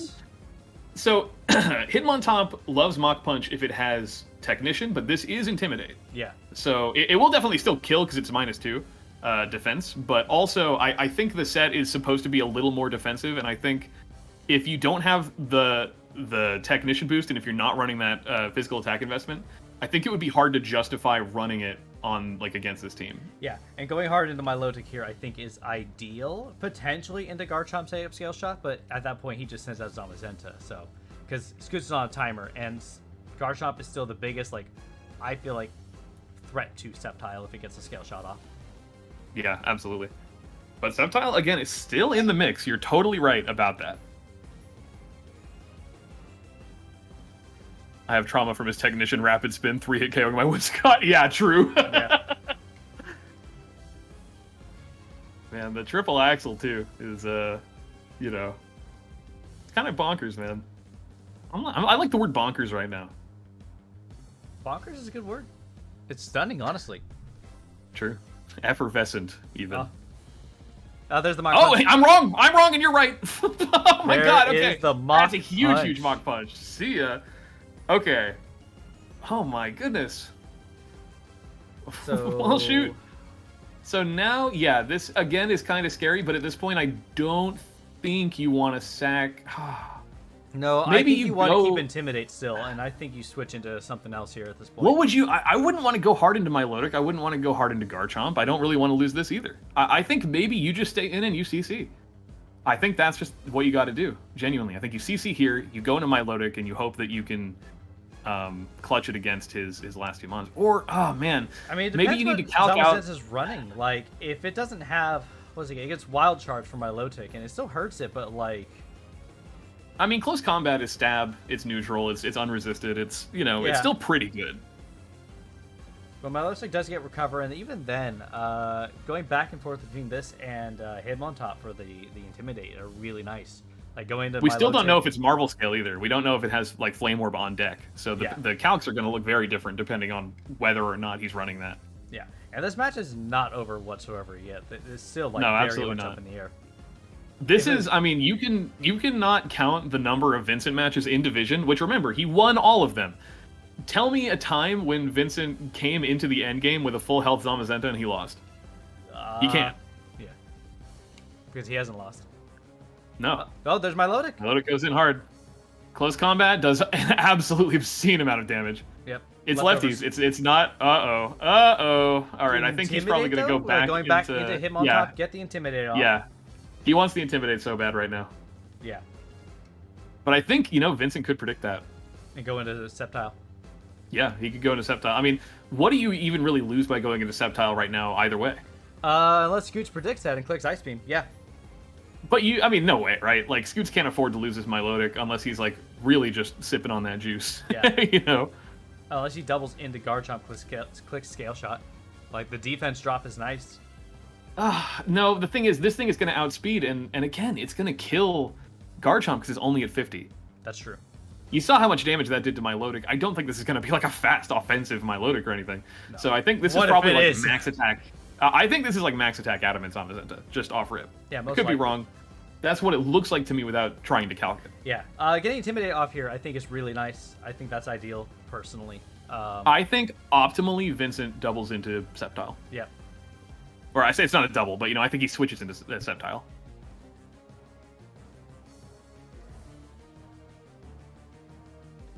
Okay. He stays in close combats. Milotic is dead. That's another Zamazenta check that is no longer alive. And this is scary for Scoots. I wonder if Scoots was actually predicting the switch into the Sceptile there, Satan. Maybe. I mean, either way, like, you can't really quantify, like, the decision-making from this side. We have a different perspective of it. We don't know the sets. Yeah. So maybe there's a calc that makes sense, maybe it's different. I think at this point, you kind of have to go into stack attack. No shot. Is this, I mean, it could have Choppleberry? Ooh. No, it has lefties, We've seen Choppleberry stack attack. No, it hasn't shown. Could be. Hasn't revealed. Yeah, hasn't revealed yet. Because I do think this dies to CC. Yeah, it should die to CC. No way it doesn't. It does get Endure Banana Set. Oh, is this weakness policy? It is Chopple. It's Chopple. It's Chopple. Oh, it lived! Dude, body press kills for sure. For sure after -3 or -2. Oh, fuck! Oh, fuck! It was Chopple! Dude, it was Chopple. It does die to Sceptile, though. Sceptile can still win. Sceptile, here's how Bernie can still win. Yeah.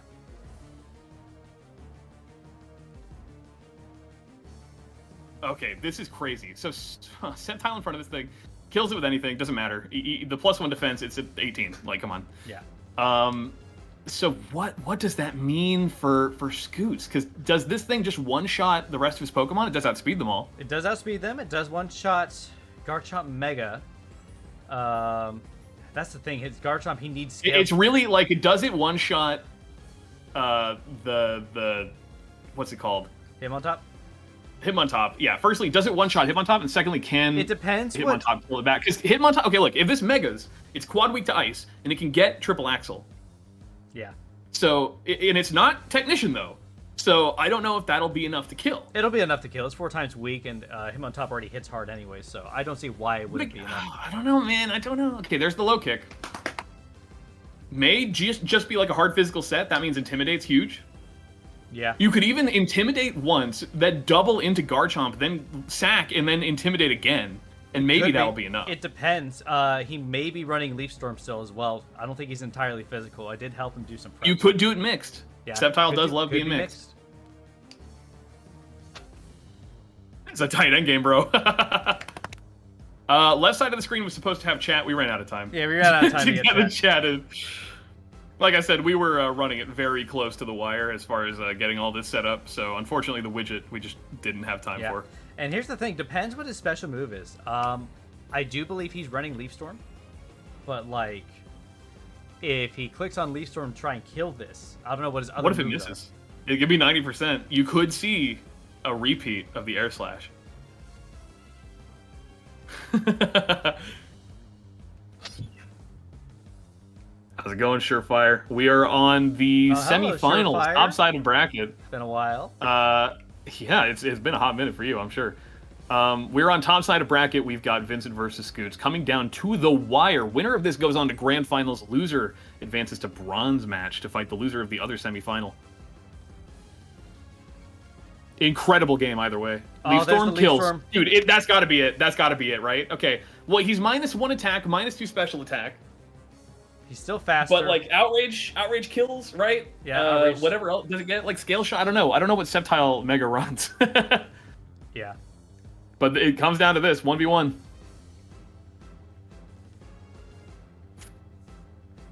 I think Scoots is not gonna be able to live. Yeah. Because this does get Dragon Pulse, but you know, if it's a mixed set, it can't necessarily hard invest into like both stats completely. I mean, it can, but then it has no speed. You need the speed. So depending on whether he skimmed physically or skimmed specially, depending on the move set, I don't know. I don't know what this looks like. I do think Sceptile wins it here.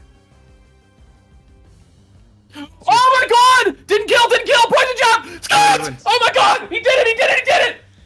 Scoots did it. Scoots won. Oh my God! No way! Crazy. Dude. Oh my God! What an incredible match. Oh, man. Wow. Oh, Dragon Pulse did not kill. So, Scoots betting on the Leaf Storm coming out. Without that Leaf Storm, that would have absolutely killed Garchomp. That is the thing about it. Oh, you have to check that calc, man. That's crazy. Yeah. I wonder what that was. What a stunning match between two amazing players, by the way. Man, that's really crazy. Oh, that's too much for me, man. That's too much for me. Dude, if I'm Vincent, that's so hard, dude. I'm sorry. Oh, great match, though. I mean, look at that, man. 12% toxic, man.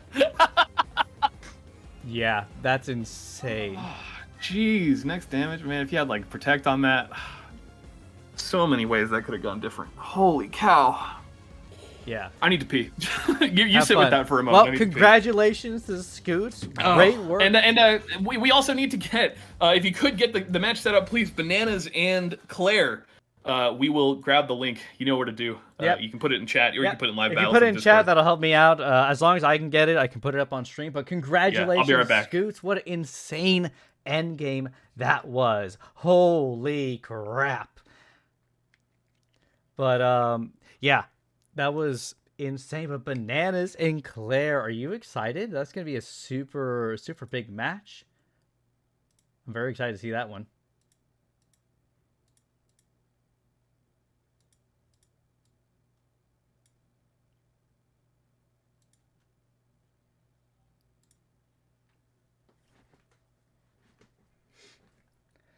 Oh, what a great first match into the entirety of the finals, by the way. That was really cool. Spoodman, great job playing. Yeah, but you know what? Stellar match on both ends. The misses on both sides, by the way, that scale shot earlier missing kind of sucked as well for Scoots, but like, you both played your hearts out. You both did stunning. That was so crazy, man. Holy cow. That got me so nervous, and I wasn't playing it. And that was so cutthroat. Aren't you glad you're not in finals? No. It's all right, man. Vincent, my heart breaks for you, dude. You're such a trooper. That's so hard, but it was so good. I hope, at least it didn't come down to some air/miss shenanigans, Yeah. It was a pretty honest battle. It's something too where I think, looking back at the moveset and everything like that, I think Leaf Storm was probably the only thing that actually killed Hitmontop. I don't think Dragon Pulse would have killed it. And I think he had to click on that. And I don't know if Scooch was relying on that because of the special drop that really makes it so Garchomp lives. Yeah. Oh, yeah, Vince said it didn't kill Indeed. Good fight. Good fight, man. Ah! What a good first match. I was just saying, what a good first match to the Double Dip playoffs, by the way, for Season 6. If that's, I mean, if the rest of the matches today are like that, we're in for a treat, man. We're in here for a while, aren't we? Absolutely bonkers. Whew. Whew. Yeah, it doesn't learn Draco Meteor. Makes sense. It doesn't learn Draco. Man, yeah, because it's not a dragon, you know? I yeah. mean, it's a dragon when it megas, but... I think Dragon Pulse is the only move that it gets, actually. Like, the only dragon move that it gets.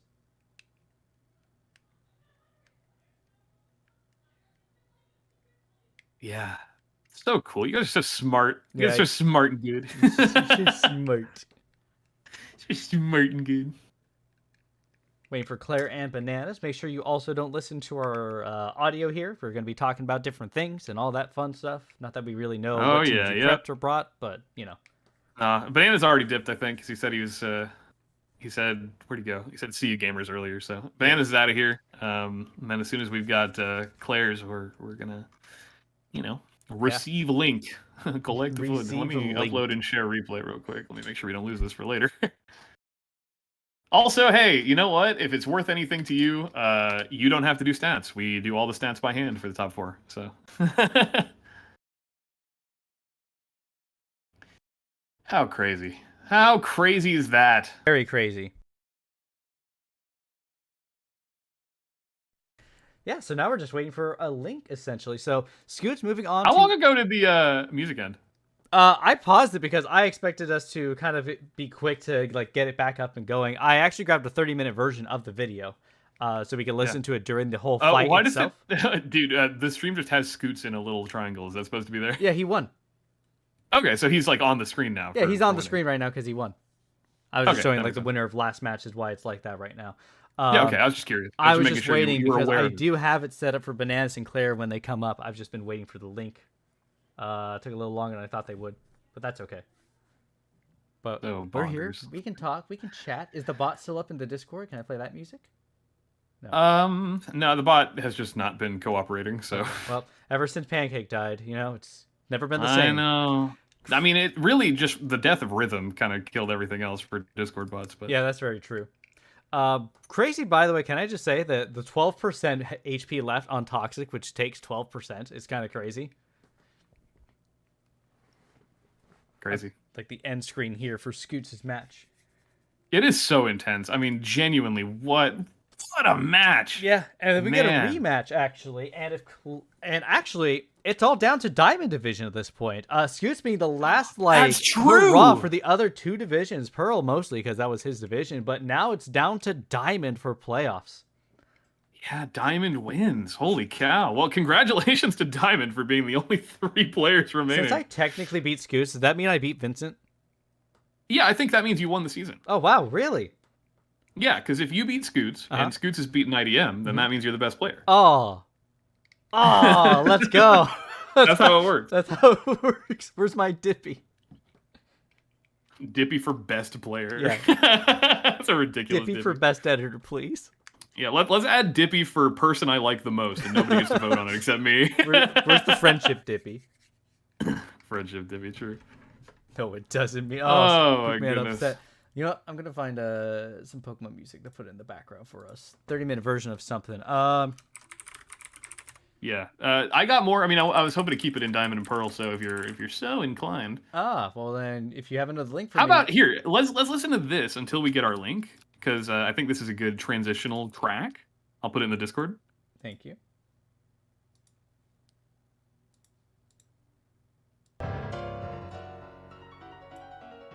Very nice. It's very intense, you know. And we'll play some Cynthia music later, too, for Grand Finals. Yeah. Oh, there's the link. Oh, link's up? Link's up. Let's get going. Oh, we see it. It's here. It's the one, the only, the Whale Lord has shown up for the fight. What?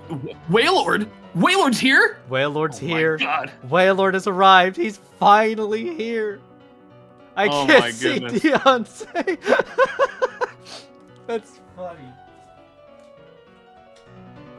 I can't see Diancie. Lol, Wailord's so fat. Yeah, you get Mike Wazowski. That's really funny. Oh man, I can't believe we see it. I'll switch the music when the fight actually starts. Oh, and my internet is really shit in the bed, so if I sound like death, I apologize. You do not sound like... Well, you always sound like death, let's be real. But oh, okay, well, that's... You sound better than death. The nicest thing you've ever said. Yeah. I can't get the stream to boot, so there's that. I was trying to make sure that the audio was coming through and like the music was playing, so I trust that you've got it all balanced and it's working well. And I trust that anybody in chat would point out if there's silent music or it's too low or it's too loud, you know. Yeah. We're just staying on top of it. Got to keep production rolling. Yep. It's important. And you're on the right screen, right? You're showing the match on stream? Yep. Okay. And we're in it. Ariados lead. Yeah. And there's Wailord exerting his pressure. Or I guess exerting her pressure. Yeah. Big mama. Look at her. Yeah. Big so, Ariados is kind of a terrible Pokemon. We love Ariados here, for sure. But its thing that it does is click Sticky Web, and true. Looks like we have dropped in quality for the stream, by the way. Oh no! No, first time actually this entire time. We've been streaming for like 2 hours, and it finally just started dipping. All right, well, we'll stick it out. You know, we'll do what we can. Okay, so Wailord is kind of a funny Pokemon. It gets Water Spout, and Water Spout is very, very strong. It's a move that not a lot of Pokemon get. And it's basically water-type eruption. It does 150 base power of damage when you're at full HP, and then depending on what your HP value is, it goes down to like 1, at 1%. So yeah. The Wailord is kind of scary. A lot of times, with Water Spout users like Kyogre and VGC, or even in Ubers, you're going to see a lot of choice, a lot of specs to get like insane spout damage or Scarf so that you can get ahead with the spout, like be faster than something so that you don't take damage before you use it. Wailord may not necessarily be Water Spout. You could be running the horrible Verlicify Curse set, or Heavy Slam or whatever. I mean, Curse is not bad necessarily on Wailord, but the Heavy Slam is obviously. Water Spout somehow does not kill that raw, so it's probably Scarf. I think it's Specs would have killed it. But Ariados just hard lives a Sticky Web. I assume that it was Sash anyway, as these like web leads tend to be. But what do you think? What do I think? Well, I think that Ariados is dead now. I also think that Claire has no hazard control. Yeah, I do not think Claire has any hazard control. Well, she can get Defog, I think, on Deontay. I don't think she can. The thing about Diancie is that it does have Magic Coat, but only once it Megas. Mm-hmm. So that's why, on that lead, I assume why Ariados lead came was I can web on anything that's not Diancie, because even if Diancie hard switches in, it can't Mega that turn. Yeah. And if I'm in front of Diancie, I can just like hit it with a poison move super effectively. If I'm in front of anything else, I can get my webs up. So it's just a nice option select. Ooh, Luis goes for the substitute immediately. Okay, interesting. When are you gonna click on Dual Mega Wing Lopunny, I know the wrath of a Mega Lopunny well, and this gets very good information. So Rocky Helmet, probably like a Max Fizz Def. Buzzwole, you've just seen Earthquake. Yeah. No Dual Wing Beat. Dual Wing Beat would have gotten through sub and maybe killed it. Yeah, probably killed it. If you're a gamer. Oh, we have kind of an inside joke at Double Dip Industries where if you click Dual Wing Beat, it's the best move in the game. And every Pokemon that gets Dual Wing Beat goes up at least one tier on the tier list. So this is interesting. Bananas is probably going to go... It's kind of tough to say. So Bananas, it's another one of those like immunity farming situations. If you expect another Earthquake, you can go into Rotom. If you expect a close combat, to read Rotom, you can go into the Steel Ghost one, Aegislash. Oh, but he reveals his own Rocky Helmet. Drain Punch not doing quite half. Close Combat would cinch it, but I have a feeling that it's not running Drain Punch and Close Combat. I mean, it may do, but these bulky sets, it makes sense why you wouldn't want to Close Combat, because you don't want to make yourself less bulky. Yeah. Oh, Bananas goes for the huge double. Yep. Oh, reads the Earthquake, and now he is in with a huge advantage. He's gotten the chip he wanted off Rocky Helmet. He's gotten some more scouting done. And now he, I think, is very keen on clicking maybe an Overheat or even just a Volt Switch. Yeah, Volt Switch I think is probably the safest at this point. I mean, Overheat I do think also, Volt Switch Overheat might just kill, actually. Well, Overheat probably does kill this thing, and depending on how scared of it you are, you can always get a little bit of fake out chip, although you're taking that Rocky Helmet damage when you're getting that fake out chip. Return doing only 42 means it's not in range here. Yeah. Steelix comes in to stuff a potential Volt Switch, and we see an Overheat Raw. It's sturdy, so it lives, but it's slower. I mean, certainly after the webs, it's slower. So Banana's making a correct play there. Claire, I totally get why you would want to go into that, and now this thing is pretty much worthless. Maybe you try to see an Overheat miss. But now this thing, -1, if it was Scarfed and max speed, this thing could be 241 speed, and it outruns a Scarf, which it certainly does. I think that it's safe to assume that that's a Scarf Pokemon. I also think that Claire has the awareness not to click Water Spout because she knows she'll be slower. Mm-hmm. So I think you can expect like a Hydro Pump, or I don't really know what else the Wailord does, but... it does get Ice Beam, it does get Blizzard. It gets a good set of moves, honestly. Oh, Banana's off to such a strong start. Remember, Banana's lost to Claire in the main season. Claire was the only person to defeat Bananas, and right now, she is very much on a back foot against Bananas. I think counterintuitively, kind of an interesting thing about draft matchups is when you have to get the rematch in playoffs, which inevitably happens, good players will end up in division together, and then they'll both make it to playoffs, and they'll get far enough that they're past the point where we can account for double jeopardy. So at this point, you've got Bananas and Claire rematch, and when you lose in division, you know what you lost to. You know what you can change. You know how to adapt. When you won, you don't want to come in with the exact same team, because obviously you're going to get counter-teamed, but you don't want to change something that isn't broken, right? Mm-hmm. If you brought your best team round 1, and you have to change it now for round 2, your team is a little bit worse. Yeah. Claire forgot that Bananas is 0 IQ. That's funny. So I guess the question is... There it is. I was going to say, Emboar might be able to come in on here expecting a Shadow Sneak or a Shadow Claw or something like that, or a Shadow Ball. Shadow Ball. That did a ton of damage. My God. Spadef Drop doesn't really matter. This thing... Probably Scarf. Shoot. She has run Scarf Emboar before, and it would outspeed. And she went for it. That crit may have mattered. Oh, it's gone. Okay. Oh, well, it died. Rocky Helmet, Aftermath, Recoil, L, Ratio, you're bald. Yeah, that was insane. That's a lot of damage. That's a lot of damage. Oh, so now we're in an interesting spot here, because actually I don't think Claire can win anymore. At least it's really, really hard with this web up. Diancie potentially doesn't outrun Aegislash, and even if it does, I don't think he could one-shot it. And you definitely get killed by a Flash Cannon. And then anything else, I mean, you just don't really want in on Lopunny. The only thing that maybe you do want in on Lopunny is Buzzwole. But if Buzzwole comes in on... might be able to survive and get off a Shell Smash. I don't know for sure. Oh, it is Clear Body, though. Oh, wait, I forgot. It's Clear Body before it Megas. Right, and it hasn't Mega'd yet. So it doesn't have to worry about the speed reduction yet. Yeah. Vincent asking if the stream is hanging for anyone else. It might be a little bit. It should be back up now, though, if you refresh stream the page. Health check. It's much better now. We don't have the dip we used to have. Everything's back to normal and green. Everything's streaming, it looks like. Might need a refresh. Yeah. Okay, Earth Power does not quite kill. Flash Cannon absolutely will. Yep, that's actually really rough for Claire there. The lowest roll. Apparently that's min roll. Wow. According to Claire. It's working now for Scoots, he says. Okay, good. Yeah, Doodle says it was hanging for a bit, but now it's back. Okay, all right, we should be back in theory. Wailord putting in more work than I thought it would, by the way. Yeah, now less work. I hope this thing... Yeah, you need to Hydro Pump or something. Oh, yeah, there it is. Oh, that did no damage. Yeah. Wait, is this AV? I mean, I feel like that should have done more, even in shield form. It might be AV. That'd be weird if this is an AV Aegislash, but it could be. Not the weirdest thing. I mean, when you're in defense mode, I mean, that's special bulk, my friend. Yeah. Is that a Scarfed Wailord? Yeah. I've been telling you it's Scarf for this whole time. Wow, I've not been paying attention. Because I'm saying if it's a water spout Pokemon, they love running Scarf. Mm. Okay. Buzzwole's back in. May be able to live a hit, but it's kind of looking grim right now.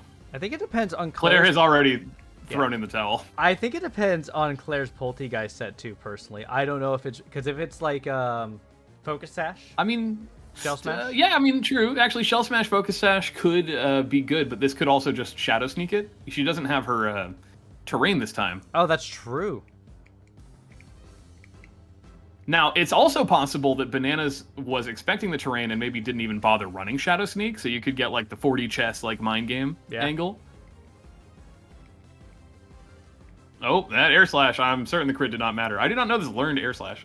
Yeah, it does learn Air Slash. But Bananas gets the Shadow Ball, does not quite kill. Shadow Ball does return kill. Okay, so there's that. There is that. But now, Endure low weakness punny, policy. I mean, why would you not click return there? Yep. Yeah. Oh, you got the curse body though. Yeah, there that you go. is so GG's. unfortunate. Vincent and Claire, what I thought may have been a genuine grand final scenario. Neither of them advanced to grand finals, and instead we get a Vincent Claire bronze match. Ooh, and that's gonna be the first. Now I was looking believe, forward to right? a Vincent versus Claire, either way. Just for the record, I was looking forward to them fighting, so at least we get that. Yeah. So with And apparently, Banana says he's Sash Cobalion as well. So wow. low roll did not end up mattering, or would not have ended up mattering. Well, congratulations to Bananas. At the lowest roll on Earth Power. Yeah, well, I mean, Bananas was saying in chat, I don't know if you saw Claire, but he was Sash. He was Sash Cobalion. Well, Cabral got down to 9%, not 1%. Well, that's what I'm saying. Oh, like, even Bananas if said in the game chat that it was yeah. Sash, so he was like, it doesn't matter. Like, it would have lived anyway. So now we got Vincent versus Claire coming up next, Yeah, right? very unfortunate. Yes, Vincent versus Claire up next. I will give you like 10 minutes if you need it to just kind of compose yourself, breathe. You know, it's hard when you lose. You know, sometimes you need some time for it to kind of roll off your shoulders. Yeah. Yeah. I'm very sorry about that, I'll be Claire. right back. There's a little bit of food I'm going to go munch on real quick before that match starts. Wow. All right. Well, remember, they're on break. You're on break. We gotta. I'll stay here and you're the one who's entertain gone the to the people. bathroom twice so far, so I deserve I to had walk to away pee. for. I was drinking water. Yeah. Okay, Claire says she's good to go. You go ahead and send in the link. You please be fast, Cabral. Please be fast. I mean, if they're actually ready right now and get the link up, I can get everything started. Okay, yeah. Go ahead and get us the link, and then when the link goes up, you can dip out, and I'll do it. If Vincent is ready. So, Vincent, I will ping him in the Discord. Player is ready. Okay, he says he's ready. All right. All right. Go ahead and hook us up with the link if you don't mind. Yeah. Poor Cabral's going to starve to death if we don't get the the link up soon. I will physically die. He will physically die. He'll wither away on stream. Oh, they got the link up. All right. Sweet. Good deal. Let me grab that. Pull that up real quick. Let me get everything transitioned over. There we go. Perfect. Ooh. The lineup, the matchup. Avalugg did not come. I'm very sad. All right. On that note, have fun chatting about it. I'll be right back. All right. I will be here. Okay, and we are entering our third match of the day, somewhat ahead of schedule, I would say. Unfortunately, the bottom side semifinal was, well, I guess I say unfortunately, right? For better or for worse, the bottom side semifinal was over quite fast. Very fast game, both in terms of the actual click rate and also in terms of just the turn count. And so now we are here, the second to last match of Double Dip Draft. This is going to determine who advances in third and who unfortunately finishes tonight in fourth place. Vincent and Claire both looking really good. Arguably, Vincent looking like a favorite to potentially win the whole season, now here in bronze. But what is interesting is that Claire is very, very good. And they have a kind of fun dynamic going back and forth. I don't know what the lifetime record looks like necessarily, but I do know that they take turns knocking each other out of playoffs. So the first time they fought, Vincent beat Claire, I believe. And then the second time they fought, which was last season, Claire beat Vincent and knocked him out of playoffs. So depending on how you interpret with your pattern-seeking brain, this may be time for Vincent to take it back, or maybe Claire rides that momentum and takes home a third-place finish. I know that Claire had a lot of anxiety about getting fourth for 2 seasons in a row, or at least for 2 separate seasons. I love your name in chat, by the way, Jason. Top-tier emo. That's sick. Quillfish as a switch-in, very good. Calls out the fake-out, Intimidate plus Rocky Helmet damage. You've got your nice physical wall, and I do believe this gets flip turn, if I'm not mistaken. But she does not even want to try playing with it. Doubles out into Steelix, gets kind of an advantage switch on top of Lantern. Obviously, you don't want to take a Scald Burn here, but if you're Lantern, you especially don't want to take an Earthquake. Kind of scary. Genuinely, I like to think of the Vincent matches in terms of, what is your answer to Zamazenta? Oh, more switching action. Scald not doing a whole lot of damage. We see the leftovers reveal. So both games today, Claire has not brought the Shell Smash Poltergeist sweep. And in fact has not brought the, the Psychic Terrain that enables that sweep either time. Instead, she's brought what appears to be at least light screen, probably dual screens, Poltergeist. Although you do have to consider now, she's revealed that she's leftovers, which means that these screens are not going to be staying up for the full extent of the time they're live. However, I would say Buzzwole behind a light screen looks kind of tough for this team to deal with. Potentially living an Air Slash off a Moltres and then killing it back with a Stone Edge or some kind of rock coverage, which is why potentially we see Vincent going in.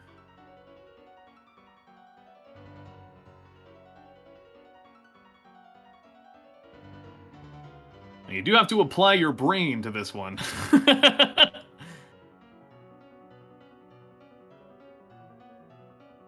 Yeah, okay, a lot of switching. My god, yep, she gets the fake out read again. Gets more and more of that chip. Oh, and then reads the Volt Switch. Oh my god, Claire is all over him right now. I don't think Claire's made a single incorrect move this whole time. And she's playing very proactively, very aggressively, just getting in front of stuff. Potentially going to be revealing like a close combat on this thing. But she can go for an Earthquake pretty free. She goes for a Rock Polish. Forget about the Earthquake.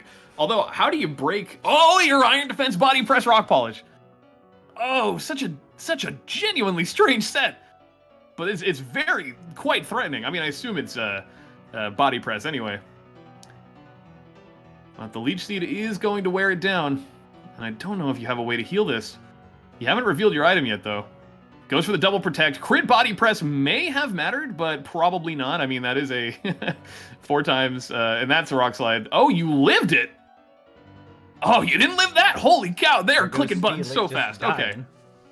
Yeah, Moltres put an end to that very quickly. Yeah. Ferroseed's dead, I see. What happened there? Ferroseed got body pressed by a Rock Polish Iron Defense Body Press Steelix, which was then return killed by a Moltres with Flamethrower that lived a Rock Slide pretty heartily, so I would say has quite a lot of investment. You can't copy Mass, although I do respect the set. Embor.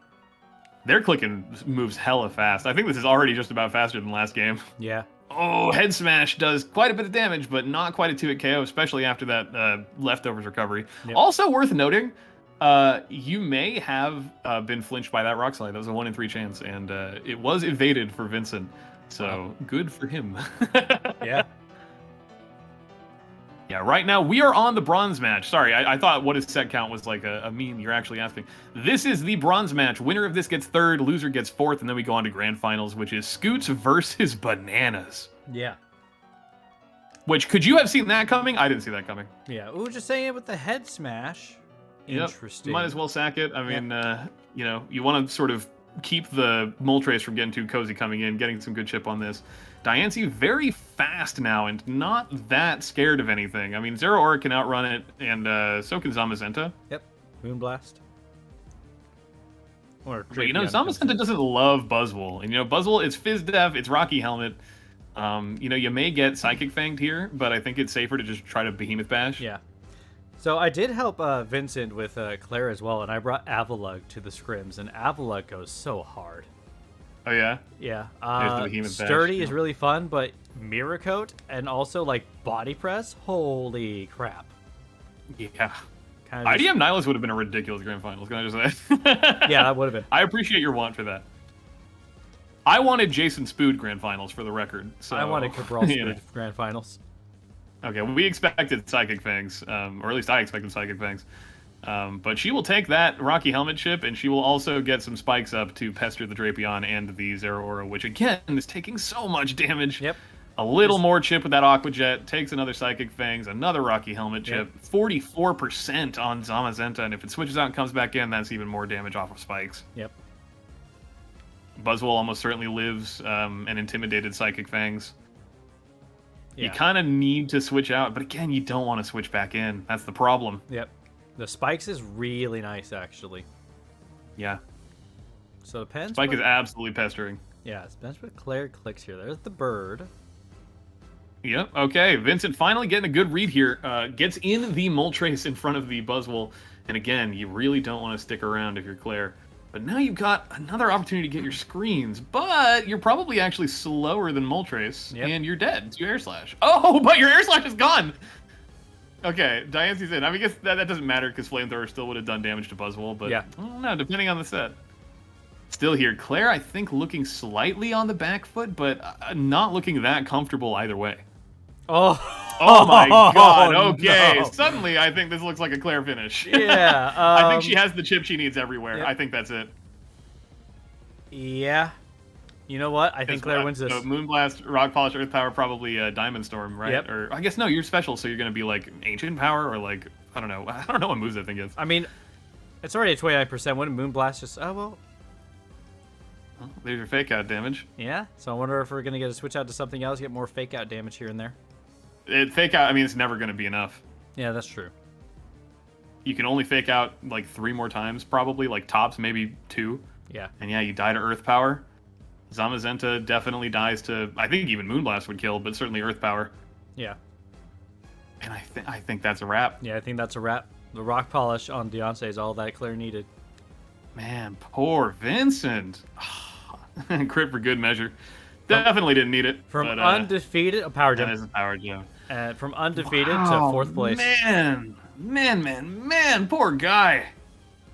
Not the grand finals that, or not the, I guess the result you were hoping for if you were Vincent, who, again, looked so strong the whole way through. Unfortunate to finish in 4th. Yeah. But man, that's just where we're at. God, well, the dog is dead. Rest in biscuits. And you know what? This was a strategic move. This was a strategic move by Vincent to keep Zamazenta legal. That's what I think. That might have been. I think he's thinking actually. He's thinking 4 steps ahead, okay? All right, well, we love that for you, Claire. 3rd place, hey, it's not 4th. Unfortunately, for Vincent, man, 4th place. Very, very tragic. Wow. And that's it. Wow, that's Diancie. I mean, Rock Polish Diancie, that's scary. Diancie goes hard. Like, it's terrifying. Not gonna lie. Claire was playing on fire. Can I just say, by the way, that was like a clinic. You weren't there for like the most like quick, immediate reads, but she was just so good at being right about everything the whole game. Crazy match. Well done, Claire. 3rd place finish, 4th place for Vincent. Unfortunate for him. Yep. But hey, we have got one more game to play, and we need some Cynthia music, don't we? Yeah, we do need some Cynthia music. Let's do the original Cynthia music. Why not? It sounds better than the Gen 4 one. The dog has died. Rest in biscuits. The car has come. The dog is dead. Wait, what? Well, you know. All right, man. I'm going to need you to play this music if you don't mind. I do mind, actually. You didn't say the magic word. I demand that you play this music for me, sir. Thank you. That's not the extended version, though. All right, grand finals, baby. Oh my God, we're finally here. Yeah. How many months has it been? Oh my God, like 3 or 4 months of planning, of work. A grueling division stage, 24 players, and it's down to Scoots either getting his 2nd win, cementing himself as the best double dip player going into Season 7, or are we going to get New Blood Bananas showing up in his 1st season, taking out everyone he had to fight? Man, could you ask for a better storybook ending? Yes, I could. I could have been there. and you could have been there. All right. No, Bananas, you're right. Absolutely a stunning endgame to this whole season.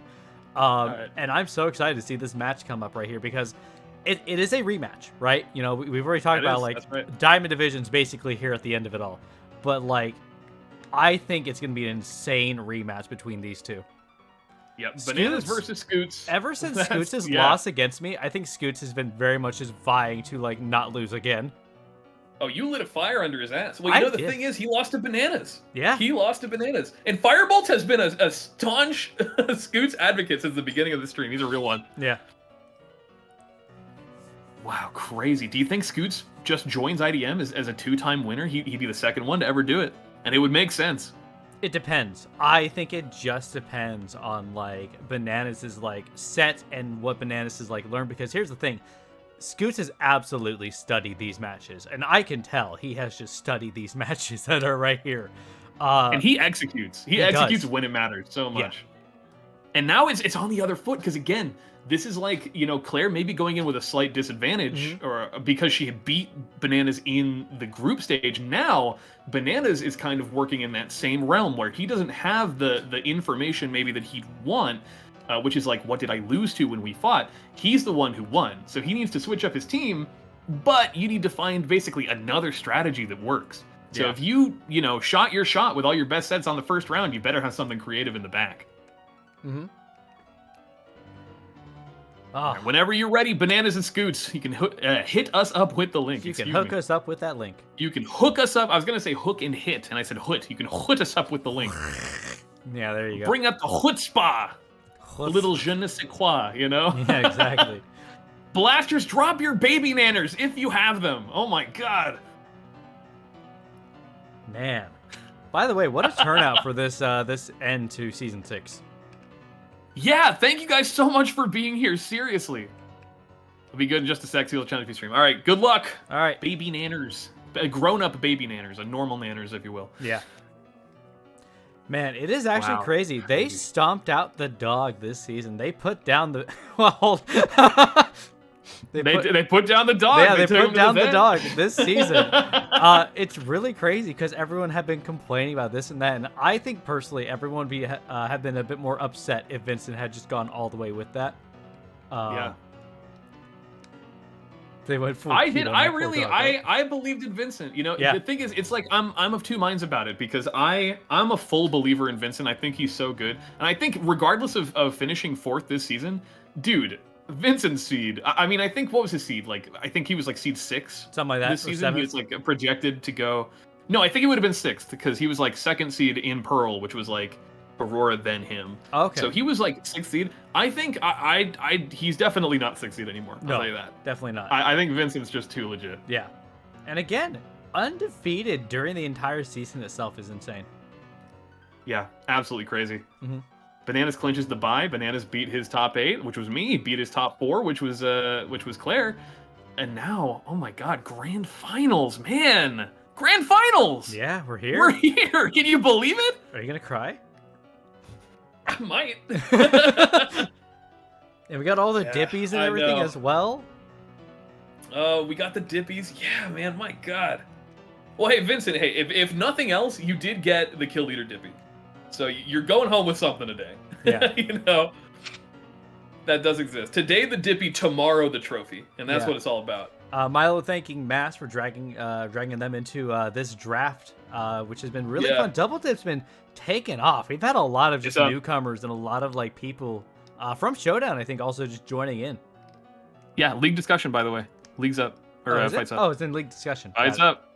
Yep. Just a second. Yep. Grab it. Why would they put it there? Because it's hype. What else is anyone going to talk about, man? It's true. All right. Big grand finals versus Scoots. Can you believe? I mean, history is going to be made here today, one way or another. I think really, if Scoots gets this, he dethrones IDM, at least for now. And I think if Bananas gets this, again, that's history. That's a guy, because Lovin almost did it. Lovin's first season, he got 2nd place. Yeah. Okay. Bananas may be the one to do it, to go from nothing to 1st. And when I say nothing, I don't mean like bad performance to 1st. I mean a blank slate, clean credit. You are a freshly birthed Double Dip player, and you're here in grand finals, man. He's legit. He's a gamer. He's a pro gamer. Yeah. A pro Genji. He's been, listen, man. Most important event of your life, Double Dip Draft Season 6. Yeah. 2nd most important event of your life, maybe like Smash Limit. I don't care. Yeah. Right. Man, So here's the thing, Cody. This is all just season 6. What is season 7 going to look like? I don't know. My world's been turned upside down this season. You don't understand. The landscape of Double Dip has changed. Well, he wasn't there for Double Dip season 5, but Yeah. I'm making a tongue-in-cheek joke, The thing about Bananas, if you're not aware, listen, if anyone here who's like not a blaster, who's not like tuned into the Melee experience knows or doesn't know, Bananas comes from a very highly skilled like competitive Melee background to the point that he has played on a world level. He's beaten multiple top 10 globally ranked Melee players. He's been to Summit, the Big House run, memes aside, he's legit. He's played on stage in front of thousands of people, on streams in front of tens of thousands of people. I love that he's in his element here. I do love that. We're all whoop. Yep. Speaking of all up in the air. So you got to understand, Scoots he's an old timer. He's a vet. He's been here since season 1. He keeps it so consistent. But Bananas, man, he's climbed the summit. Yeah. All right. And now he's here again, but it's a different game, man. Different rules, different league, different ball game. Oh, it's so exciting, man. Oh, I don't know. I don't know who does it. All right, well, let's take a look at their teams while we're waiting for them to make a decision with, of course, the Zuck coming in, probably Volt switching, and Easy Bake Oven also probably doing the same thing as well. Very true. I think, so Matan, decent low punny check if it's at, like, really high HP. With Eviolite, I mean, it's pretty bulky. That one of my own personal, attempts to check it was the Metagross. So it's like same Pokemon basically. So Bananas doesn't necessarily have free reign to click U-turn, especially again if he's not running like Facade or something. You might risk getting flame bodied by Centiskorch. They both decide they don't want to play that game. They're just going to pivot. Yeah, they're just going to pivot on each other. Being slower actually has benefited Scooch right here. So. Cabral. That's the benefit of being a slow pivot, that it's, you get the advantage switch in a scenario like that. Yeah. I don't know Cabalian's moveset or move pool or anything like that off the top of my head. I know it's very varied for some reason. It gets it does get a lot of weird stuff. It gets Volt Switch. Yeah. Air Slash, Volt Switch. Air Slash. So there's a lot. It's got deep pockets. It really depends on whether you expect this to be something. Yeah. Well, it's revealed leftover, so it's not like choice. It's probably not going to be. I mean, I expect it to be somewhat offensive, but maybe not like really leaning into offense. I think it's probably going to be more like a pivot with rocks and some other shenanigans. And Bananas is no stranger to the shenanigan. Yeah. All right, he goes deep into the move list. Okay. Full noodle of justice, man, on the big screen. Can you believe it? By the way, Spookman saying that he has promised to draft the one meme team that he really wanted to do in Season 7, if that is possible in Scarlet and Violet. God, I can't handle it. I can't handle a Vincent Unchained, truly. Oh, there's the Volt Switch. And there's the Volt Switch. We don't stick around long, do we? Everything Volt Switch is only Volt Switch by Bananas on every Pokemon. It's good information. I mean, this probably wasn't going to ever be scarfed, but now you know. you know. I mean, I think we can all assume it's just heavy-duty boots. It tends to be that. I think it's going to be a physically defensive flame body boot set that just likes to kind of come in, pester things with Fire Lash. It just generally be kind of a nuisance. Yeah. Scooch, you got to click Scald on that Rotom. You gotta click Scald on that Rotom. I just want to see interesting. I wondered what Scoot's adjusted. I wish I had time to really study like the games before we got into the commentary, because I would have loved to really see this matchup and see what changed like game to game. Like, are these the same 6 that each of them brought? I don't know. I don't think they are. You can probably take a look at that real quick. There's the Fire Lash. Man, there's so the Fire Lash. 22. Yeah, you could be. Well, I don't know. I think if I'm Bananas again, I'm just gonna Volt Switch. Like, show me your Volt Switch immunity. You don't have one, right? Yeah. So either I Volt Switch on Centiskorch and I get damage on Centiskorch, or I Volt Switch on whatever you bring in and I have momentum again.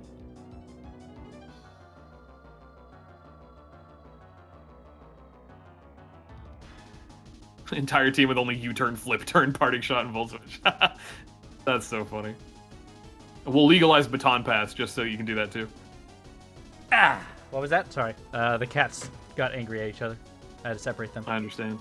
Yeah, there you go. See, again, another Volt Switch. Like, what do you do? Yeah. Scoots, what do you do? Why do you not have your Garchomp? He really doesn't believe in the Garchomp.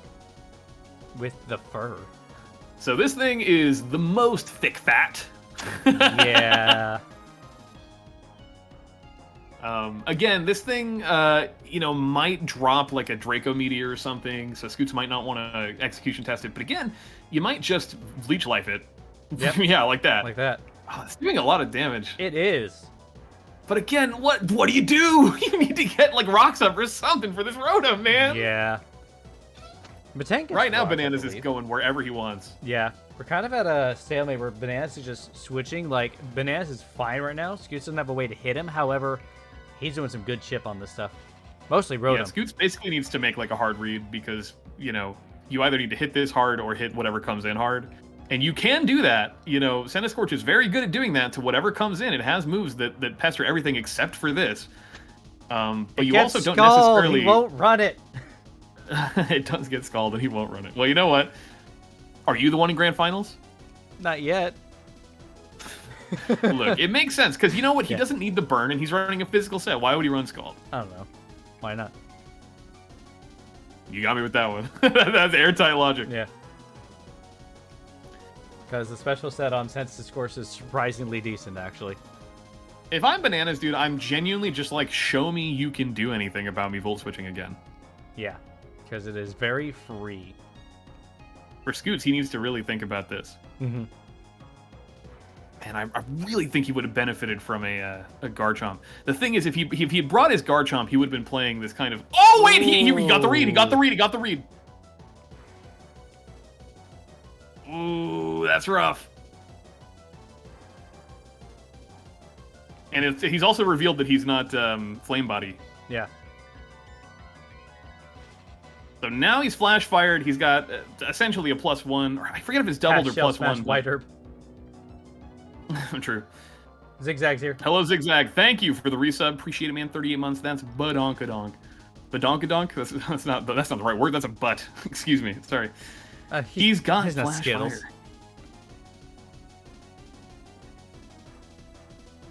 He's not. You're sorry. Skittles the badonkadonk. Oh, yeah, Bananas Skittles did. the badonkadonk. Next season name.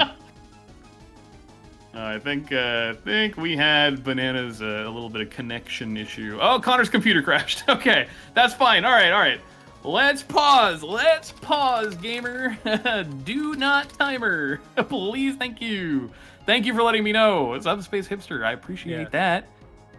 He will be back when his computer is turned back on. Mm-hmm. The nice thing about this is it's not like a local thing on your computer, so you can come back to this instance of the game as long as they don't end the lobby, right? Yeah. So we will be back momentarily. Yeah, and in the meantime, so are you getting Scarlet or Violet? Scarlet. Oh, nice. I like how 3 different people said Bananas crashed. Yeah, well, It's okay. Alright, we're back in it. Okay. Resume when you feel ready to do that. I'm so sorry. Muffled mass noises. Don't touch the timer. Mass is like scrambling over everybody else to get the timer on. Mass like, this is taking literally overheated. Literally overheated. Yeah. That's really funny. True. Well, I'm grabbing Violet. Fun. Thanks for asking. Even during the grand finals. Hey, man, which one are you grabbing? Violet. You and I can trade our version-exclusive Pokemon to complete our Pokedex. Oh, let's Pokemon go. Scarlet and Violet. I don't complete Pokedexes. I have never completed a Pokedex, I don't think. Well, you can start now. That's true. I'm not a Pokemon catcher. That's just the thing about it. Like, I like grabbing what I like. Yeah. I mean, it's fun to do that. It's just additional content for the game. We love additional content for the game, don't we? Mostly. But yeah. Additional right, content means they'll bring back other Pokemon that I like. All right. So, we sit here. We're gripping and ripping. Oh, what starter are you grabbing? Here's Fuecoco. I actually, a little bit of double dip lore. White Loaf and I put the starter on the line because we both wanted Fuecoco. So winner gets Fuecoco and loser gets Quaxley, and I won. So I get Fuecoco. There we go. So that's my starter. Which one are you gonna choose? I don't know. I might grab the cat. I'm not a big fan of all 3 of these personally. That's just me though. Like they're fine. They're all neat. I might just grab the cat though because I feel like grass types don't get enough love. Yeah, I like. I think I like them more than I liked the Sword and Shield starters. Yes. No, I do like them more than the Sword and Shield starters. All right, Bananas on his partner's computer, which does not suck. No worries, Bananas. We have most of the day. Hey, it's a story. It's a new story.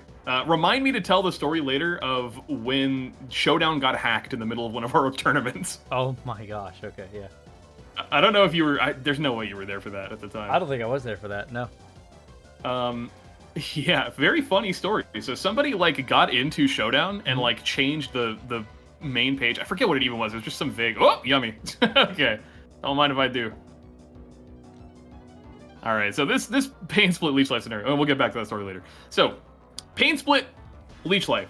Yeah. Pain Split is obviously no longer going to be beneficial because, you know, you're not, like, your HP is too close. You're going to gain very, very little from this now. Yeah. So it's probably in Banana's best interest to Volt Switch out again. Yeah. Just, again, though, he's going to take a disgustingly powerful Fire Lash or Leech Life into whatever comes in. Yep. And... if I'm Bananas, I mean, what do I want to sack? It's definitely not this. I don't think this one is the sack. And Bananas agrees. Mm-hmm. So, we will get back to that one later. The question is, do you predict the Leech Life or the Fire Lash? Oh, there's the Fire Lash. You predict the Leech Life and you get it wrong. But that's okay. He lived... I can't believe he lived a Flash Fire. That must be a bulky damn Cobalion. My God. Oh, what do you switch into this, though? This is way slower than Cobalion with base 108 speed. Oh yeah, this thing dies if it stays in. And it may want to do that, but it also may not want to do that. Yeah, I feel like it's a little too useful against, like, Appleton specifically. Well, you want to calc the Volt Switch and just see, based on, like, the Volt Switch damage it did earlier, is this Volt Switch going to kill me? Because probably it does, but maybe it doesn't. Mm. If it doesn't kill you, I think you should just, I don't know, maybe stay in or... I don't know. Maybe if Volt Switch... I think Metang is the switch-in, I guess is what I'm trying to say. Yeah. I think maybe Metang is the switch-in, but I guess what's scary about that is if Scoots takes that Metang damage, he's losing a little bit more that stops Mega Lopunny from just clicking buttons all day. Metang and Milotic are really his only two good, consistent answers. Hit him on top. That's true, but consider that... Wow, all right, nice. He threw the rocks up. That's actually not a bad choice. No. I think that's, again, you know, you're really low. You don't necessarily need to keep pivoting. He leaves this thing in. It's still slower than Rotom. Another Volt Switch will kill and position well against anything else anyway. So that's fine. As long as you're down to lose Cobalion, that is totally cool. Yeah. And rocks are good to have, because now you're putting pressure on... Electros from infinitely switching in, and you're also putting pressure on Weavile or revealing that it's Boots, which means it's a little bit less physically threatening. Yeah, we do have a fun fact from Doodle, by the way. Since Scorch and Hitmontop are rare brings for Scoots. Interesting. I could believe that. Certainly, I feel like Hitmontop we didn't see a lot of. There's Electros, there's a Volt Switch, and again, now you've got the rocks up. Electros can't just, again, brain dead come in on this thing. It's got, you know, in its own way, it's on a timer. And as long as you're getting into this loop over and over again, which is very favorable to Bananas, Bananas Volt Switch, Bananas Volt Switch, Bananas Volt Switch, Bananas Volt Switch, you know, hard to deal with. Yeah. And Lopunny is in. Yep. Now, Lopunny, this is kind of a fun micro 50-50. You can fake out if you're Bananas, and that's generally the safer play. You're getting extra damage for free. But if Scoots predicts your fake out, Metang takes somewhere between 0 and 0% from it. So, you know, you could just hit the raw U-turn, which it does get, and he has brought before. Mm-hmm. You could also potentially high jump kick or close combat and just get big damage on anything, because, you know, if Centiskorch comes in, it's Flash Fire. It will die to a close combat. It's got Boots still. Oh, it does have Boots, that's right. I mean, we assume it's Boots, right? We don't know for sure that it's Boots, but come on. It's not lefties, it's not choice locked. Yeah. It's probably not Pinchberry. It's going to be Boots. It's a quad weak to rock Pokemon, you know? And Aegislash and Appleton are rare brings for Bananas. Yes. Aegislash and Appleton are pretty good, honestly. Aegislash, I feel... Yeah, I've used it as well. I used Aegislash as a tier 1 in Season 3. Again, not worth it. Not a good tier 1. Great as a tier 2, but not a good tier 1. But it has not seen, like, a ton of active play. But it's a great Pokemon, and it's one of those Pokemon that puts a lot of pressure on from Team Preview. Oh, he just goes raw, close combat, so he's trying to catch a potential Metang switch in, or like a Centiskorch, Yeah. Like I was saying, that's an interesting 50-50, because he could have gone for a fake out, but really, if he calced it and he saw a CC killed, then you're always going to CC there, Mm-hmm. But something to consider is that Scrappy was buffed in Generation 8, so now it blocks Intimidate as well as allowing you to hit Ghost-type Pokemon, which means if it is an Intimidate Hitmontop, it's not going to do as well as a Technician Hitmontop, but a Technician Hitmontop, if it comes in here, that Mach Punch is very scary. Yeah. And Metang is, again, a more consistent bring, because you're going to live a close combat, you're going to live a high jump kick. That's the worst thing that can happen to you. Yeah. Even U-turn is a neutral hit. And Metang answers do exist, although I will say, you don't necessarily want to risk bringing Rotom at the percentages in on like a Zen Headbutt or something, you know? But you also do want to get it in. I think in this scenario, I like Aegislash as like a hard switch or maybe a U-turn. But you also don't want to necessarily U-turn because you might just get bullet punched and take a ton of damage because, again, you're -1 defense. Yeah. That's just a matter of waiting and seeing. Scoots can still get rid of rocks at some point as well. And honestly, the rest of his Pokemon, with boots on Centiskorch, don't really bother him that much. Weavile doesn't like boots, but it's not that bad. Yeah, Weavile's not a huge fan of rocks. Milotic also potentially doesn't love rocks if it's flip turning a lot, and it's like Marvel Scale Flame Orb, which, again, Scoots is not a fan of the Flame Orb. It has not seen, I think, literally any play on his Milotic. So. It has seen no play at all.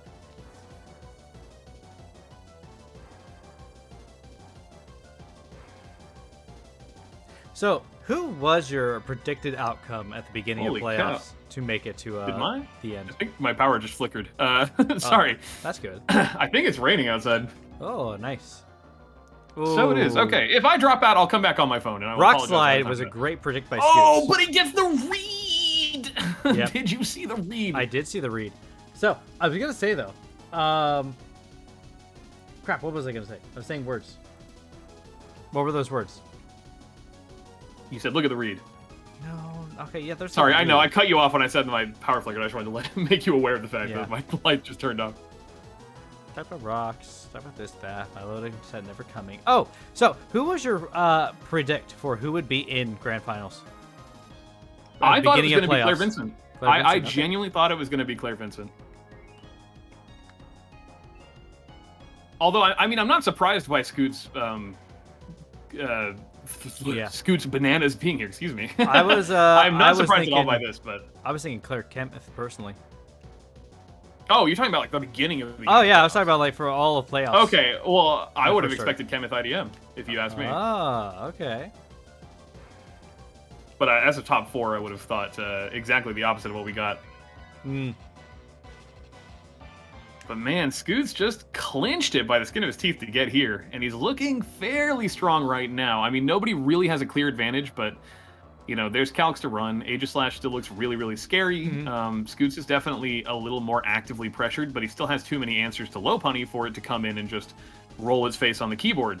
So, it's a little complicated. Roll his face on the keyboard. And look, it's Slasher! Man, the hash slinging, the sash ringing, the trash bringing. Slasher.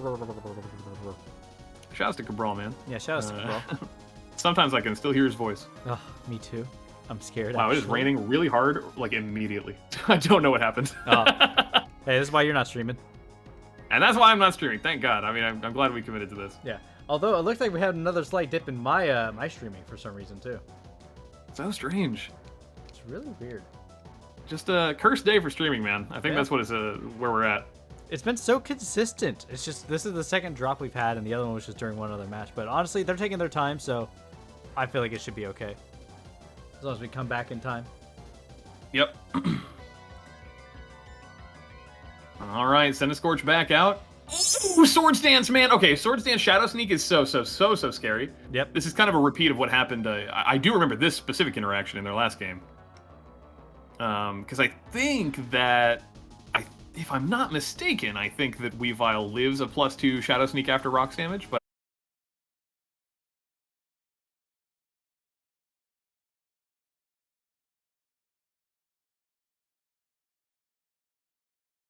we'll try and bounce back to our best. Very sorry about that guys. We dipped out a little bit there at the end. Let's do like, I don't know. What's a good song? What's a good song for this? The Glorious Return. I'll just do we'll go back to Sand Jam Town, why not? And we'll just we will make our adjustments. Okay, very, very sorry about that, guys. That is super duper unfortunate that we dropped out like right there at the end. I hope that you got to see some stuff on Nihilus' stream. If that was where we were at. Better you're just watching it either way on Showdown, but insane last couple of just exchanges there. Because I expected Scoots there to click on Protect, right? Get a little bit of Toxic Chip in. Yeah. And then go for a Mach Punch, see if you can crit or get enough damage on her, or even have Bullet Punch, because it does get Bullet Punch. Yeah, if he had Bullet Punch, that would have looked very different, maybe. I was so scared. I was legitimately like, no, please no. Yeah. The Draco miss was insane. Yeah, you should have heard me crying, man. Like, I genuinely was like, no shot, no shot. Okay, yeah. Welcome back, everybody. Congratulations to Bananas. I hope that, hopefully that works on, like, the archive. Like, that the backup of that has the original commentary. We may have to do a little finagling, maybe, like, steal Nihilus's stream footage for the YouTube channel later, who knows. Yeah. Congratulations to Bananas! Holy cow, what's that? You should have told me to click record at the beginning of this. Yeah, you know. Oh well. I didn't expect your stream to crash, dude. That's the whole point of me not doing it. Hey, that's fair. I didn't expect my stream to crash either. Alright, we got almost there. Really sucks that we didn't get the live coverage at the very end, but good job, man! Spam some baby nanners, okay? If you've got them, you gotta send them. Holy cow. What an absolutely heart-pounding match. I wish you could have heard my commentary. Hopefully we can go back and salvage some of that for some kind of commentary reel. But that's it. Yeah. Double Tip Draft Season 6 has concluded with the winner. I absolutely would not have predicted a Bananas win his first season. But here we are, man. No idea. Bananas cementing himself, by the way, in the top of Double Dip, I will say. Immediately. Oh my god. Are you kidding me? Oh my god. Yeah. Bananas 100 years. 100 years Bananas. Yeah. Well, I guess that begs the question then. 1, congrats Bananas. 2, you get your trophy. 3, are you going to come back for the next season? Yeah, well, you got it, right? Or are you going to retire from Double Dip? You could do the lovin' and show up, have your first season be incredible, and then leave. And then come back later in a different season, not do as well. Well, you know, you don't have to do that part. That part's optional. But fucking A, man. Gen 9, holy cow. And what a way to send off Galler, by the way. Really, we got right to the end of the generation, too, with these. Show up, win, explain nothing, leave. That's the motto. Holy cow. Yeah. Well, as our tradition is to do, we would love to do some interviews if you guys are willing. Claire said she can't, unfortunately, this year, which is quite unfortunate. So we would be starting with our 4th place finisher, which is Vincent Spootman. If you're interested in coming on and having us talk to you, we'd love to have you. And then after we need to go move to a different Discord server. Scoots and Bananas. I guess we probably should get into a call, huh? Like a group call. So let's go do that. We can go to like the Double Dip and then go to the match, and then we can like drag someone in. That works. Yeah, let's go in a match. Okay, so we are now in the match. When are we gonna fight? When are we gonna fight? That's actually true. We're gonna have to. I didn't actually build my team for you. So we're in the match chat in Double Dip. Please, if you're interested in doing your interview, Vincent, join the general chat, and we'll drag you in, and we'll talk to you. And then when we're done with you, we'll turn you loose, and we'll get Scoots if he's available. Just as we're winding down for the evening, just want to give another genuine, like, massive thank you to everybody on the production team. Thank you to Aurora. Thank you Cabral. Thank you Lightning. Thank you Russer. Thank you Paisley. Thank you, for Cody. All your hard work. And thank you, me. Thank you. Thank you for thanking me. Thank you, me. A lot of gratitude. Season could not have happened without the massive amount of work and man hours from everybody involved. Yeah. Hello. And we've got our unfortunate 4th place finisher for today. Vincent, welcome to the call, man. What do you mean unfortunate? It's 4th place. Well, unfortunate in the context of the live show, It happened again. It happened again. It happened again. I choked against Scoots. I'm sorry, man. Here, before we go any further, give me a Pokemon game song that you'd like me to play for your interview.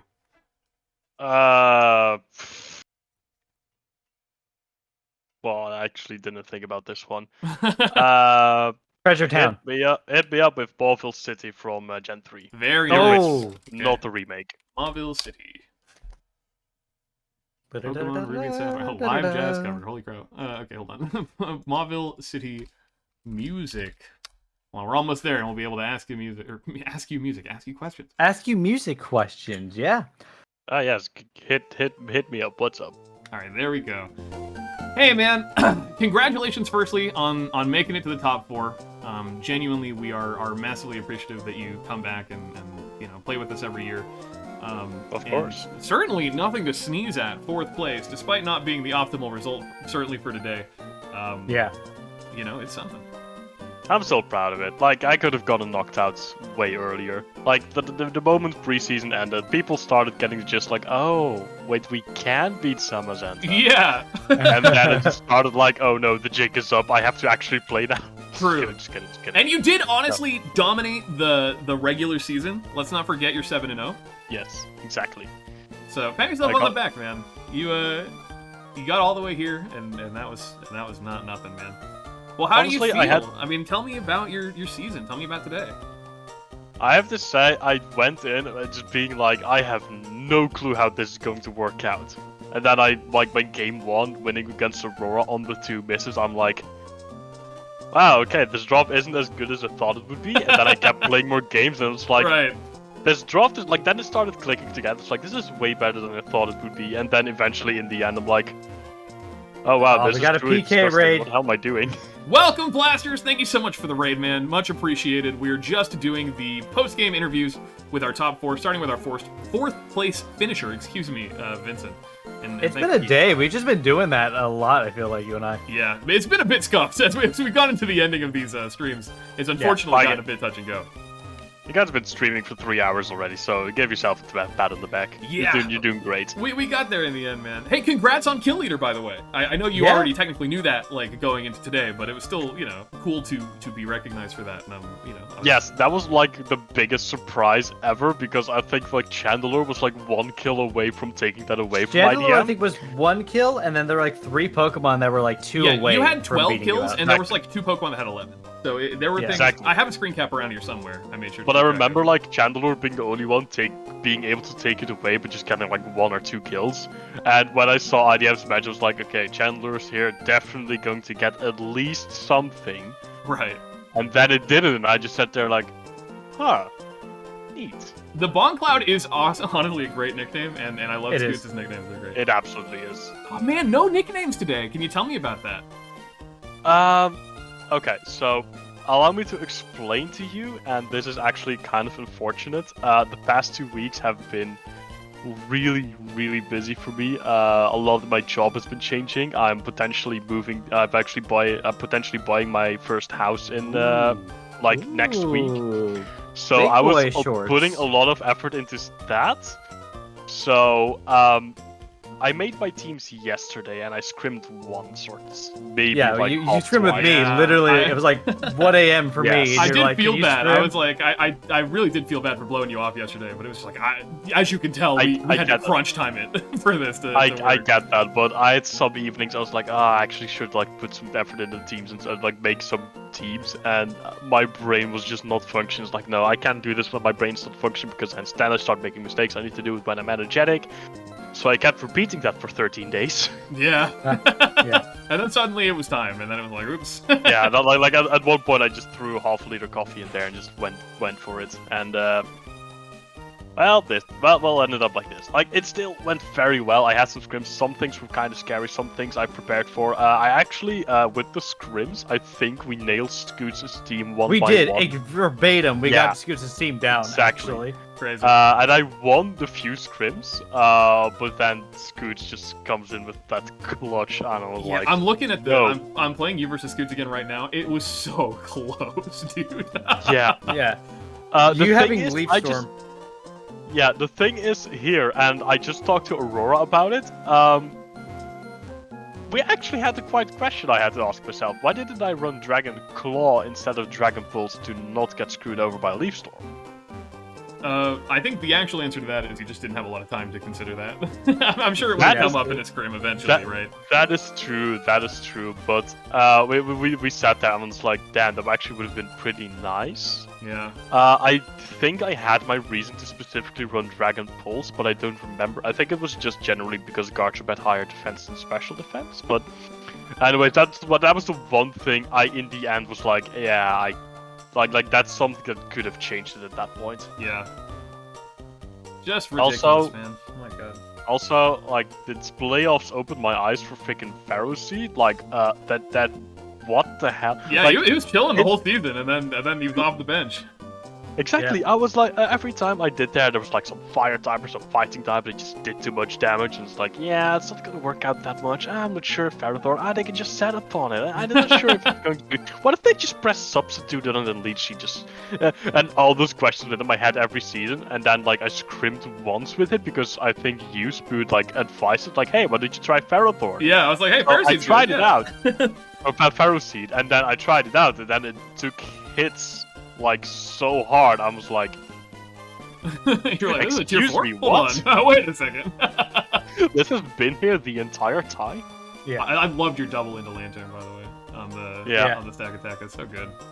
Yeah, actually, that was a complete misplay because I went into Mega Septile thinking like low kick could kill, and then I calced, and then low kick didn't. Yeah, no, like, not a plus shit. 1. Hell no. Not a plus 1. I forgot about the plus 1, and it's like, because like without the plus 1, it does like 88% max, which is still nice, but it just wasn't enough. Yeah. Who were you most scared of today, do you think? Like, before going into the top 4?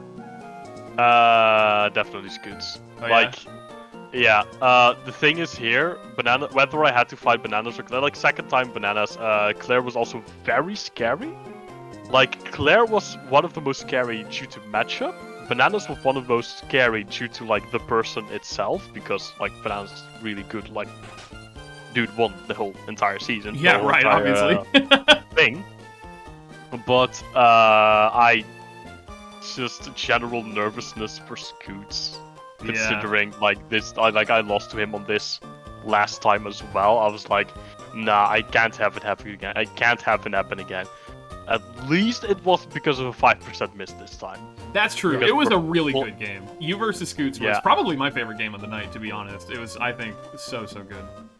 Yeah, because when I look at this game, when I look at this moment, I was like 3 months down, he had still 5, but I knew by myself, like, it's not, like looking at the numbers, it wasn't really like that, because Stack Attacker would die to a single close combat.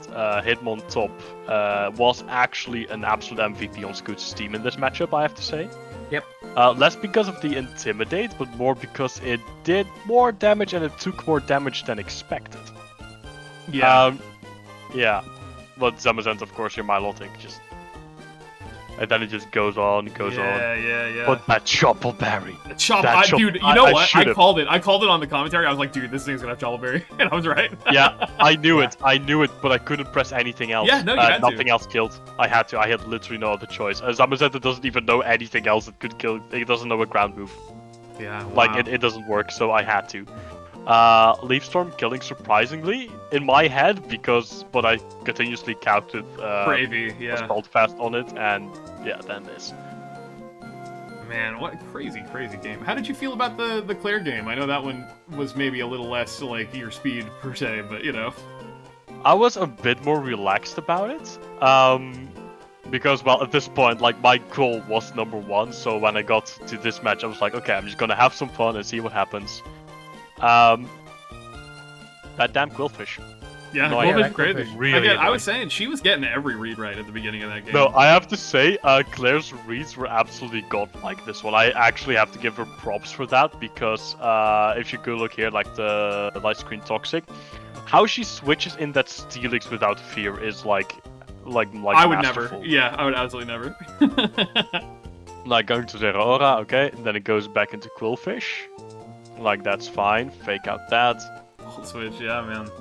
And then goes into the Steelix for taking that Volt Switch and like, okay, that I half expected that, so go into Pharaoh Seed. And then the Rock Polish? Yeah, that thing's crazy set. It gets Iron Dragon Defense? Dance, you know, just for the record. It does get Yeah. Dragon Dance.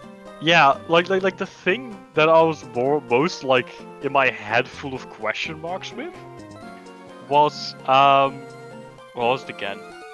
Oh yeah, it was 3 times speed, and I was like, like it could be 3 times speed all at once. I don't think it can still outspeed Moltres because it's scarfed.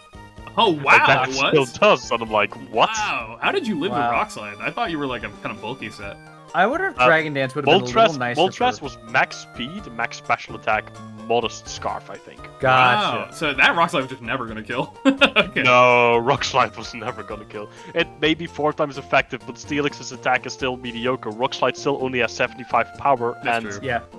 that, like you can calculate all you want. Moltres just lives that. Yeah. I wonder if she had Ultra gone for Dragon Dance instead. That would have made a bigger difference. Maybe. I don't know. I mean, the body press was good for dealing with Ferrothorn or Ferroseed. That's true. So I feel like otherwise you couldn't really break it. Yeah. It also Absolutely. deals with Zamazenta really well too. Yeah, I get why there was no Dragon Dance, because then, let's be honest, it would not have outsped anything. It would not get like 3 or 4 Dragon Dances off. Yeah, right. Yeah.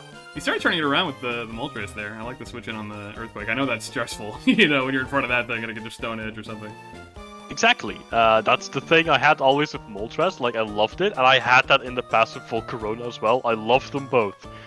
Why do so many mons learn freaking Rock. learn I rock know. type moves? I'm like, stop Yeah. it. Oh, this random ass mon? Yeah, it gets Stone Edge and Rock Slide. Why? It's a fighting bug, right? Like it's an alien bug that's really swole, and he can rock you. Yeah. You know, why can he Like do a that? hurricane. Like a So, hurricane. something like that. And then here, when it started Rock Polish, I just looked at it, and I just thought to myself, Yeah. I don't have anything against it, oops. Tough And game, then, man. I just die. Tough game. Yeah. Well, shoot, man. I mean, what do you want to inform us about your meme team next season, or is it a secret?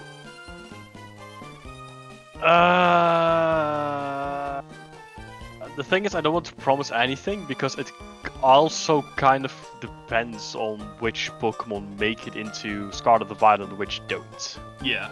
Yeah, that makes sense. But it has the same idea as Skittles, as it will be a monotype team. Yeah. Ooh, okay, monotype. And Kinda crazy. and I already half did it in the past season, so but this time will be the full commit to it. I like that. All right, man. Well, that's absolutely bonkers. What did you think of the Dippies? Was there any Dippy that you were like, that makes sense, or you were surprised by? I'm just glad Aurora got the bad luck for the entire season, because, like, you guys might not have seen this. I've scrimmed a lot with Aurora. It was not just those games. In the scrims as well, she would continuously just not get burns and scald, continuously miss Focus Blast. 5% chance to miss this move, she would miss it. I had 10% chance to burn, I would burn it. And it was like, every time we were just sitting there like, how does this keep happening? We're not even in a game, and she just continuously gets destroyed by stupid RNG. It was hilarious. It sucks, yeah. Hopefully By the that's way- temporary. You know, I think hopefully that doesn't carry over. Yeah, I really hope so as well, because Aurora is just an amazing contender, and I really hoped to have like a very good revanche in the top 4, hopefully actually finals. But the fact that she lost was kind of really unfortunate, and I was really sad about that. Yeah, I was sad about it too. I was just gonna say Zamazenta only received like 34 to 40% damage from Claire's Earth Power, is what Claire's saying over here. But the spikes made a difference to kill it. Yeah, But I believe that. That's actually kind of interesting. Don't mind me. I actually want to calc that because I'm like, take a look at it. Right? Are you serious? I don't know. That's what she alleges in chat. I mean, I think she would know, right? That's what you allege, yeah. But you're going for full tank Summer Santa, which I never ever run because else Summer Santa doesn't do enough damage. Yeah. Earth Power actually hit for 51 to 60. All right. Before we jump forward, firstly, I'm gonna ask Scoots, are you available and are you interested in doing an interview? And then that aside, Vincent, my friend, I gotta ask, do you have any shout-outs, any final words to kind of seal off Double Dip Draft Season 6? Well, to everybody who helped me do scrims and stuff, thank you very much. I have a very bad habit of making terrible teams, scrimming twice, realize how terrible it is, and then making the right teams. All right. But especially extra shout-out to Cabral for helping me yesterday, or like for me this morning. Wow. For me this morning too. To get the stuff like right for the top 4 in the last minute. No problem. Yeah, scrims make the biggest difference in just finding out little things you wouldn't like think of. Like again, I remember doing scrims with you, and Avalug was insane. Actually, if Claire had brought that as well with like body press and mirror. For your information, Claire, Avalok actually insta-killed Sama Zenta and like 2 other mods without breaking a sweat, and it was horrible. Yeah. It's really a good fun. one. It's a good one. Yeah. All right, Scoots, go ahead and jump into the general chat, and we'll drag you in. It's in Double Dip Draft, and we'll drag you into match chat, and we'll do our interview. As for you, Vincent, man, congrats again for top 4. You put on a hell of a show. You should be proud of your season, and I'm looking forward to seeing you back next season with a fire lit under your eyes. I absolutely will, and that fire will be lit. All right, take it easy, man. Have a very good. Later. Yeah. Good riddance. I'm joking. Good riddance, and I'm sick of that guy. Yeah. Let me tell you something. Oh, there he is. And Bananas, if you're interested in coming on, I don't know if you're still here, but Bananas, if you're interested in coming on for an interview as well, we would be happy to have you once we finish up with Scoots here. Speaking of which, Scoots, I need a song from you, my man. I actually had time to think of one, so Craggy Coast from Explorers of Sky. Oh, let's go! It's so good. One of my favorite dungeon themes. I like Aegis Cave. I think that's my favorite theme. That is a good one. Yeah. All right, man. So you had a hell of a playoffs, dude, and by the skin of your damn teeth. Yeah. Against Vincent. Holy cow. Both matches, actually. I was surprised you didn't click Protect there at the end. Personally. Well, I tried to do the math, and like double protecting plus Mach Punch crit was still not going to be enough to kill. What was your favorite move? That point, what I was thinking, I didn't have Bullet Punch. I had Earthquake for Aegislash, and because if I didn't bring Earthquake, it would just straight up wall it. Yeah. Got it. So I had, so I was going off the slim chance that it didn't have Moonblast. Like it was my only hope because Energy Ball wouldn't have killed. Yeah. So I was hoping it would Energy Ball, take the 6% Toxic, then maybe I can do double protect, crit Mach Punch. What was your item? That was, it was Assault Vest. No. No, I think you got Protect. It was, it was Leftovers. I think. Okay. Man, yeah, insane. You had a sick, nasty run, man. Genuinely, like, I forget. So it was a pretty tough playoffs run. Yeah, no, you fought. So you had Aurora into Kenneth, into Vincent, into Bananas. Yep. Yeah. Wow. What a run.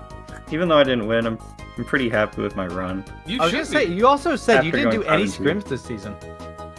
Yeah, I didn't have a ton of time for scrims. Plus, sometimes scrims throw me off, and I start expecting things in actual games that aren't going to come.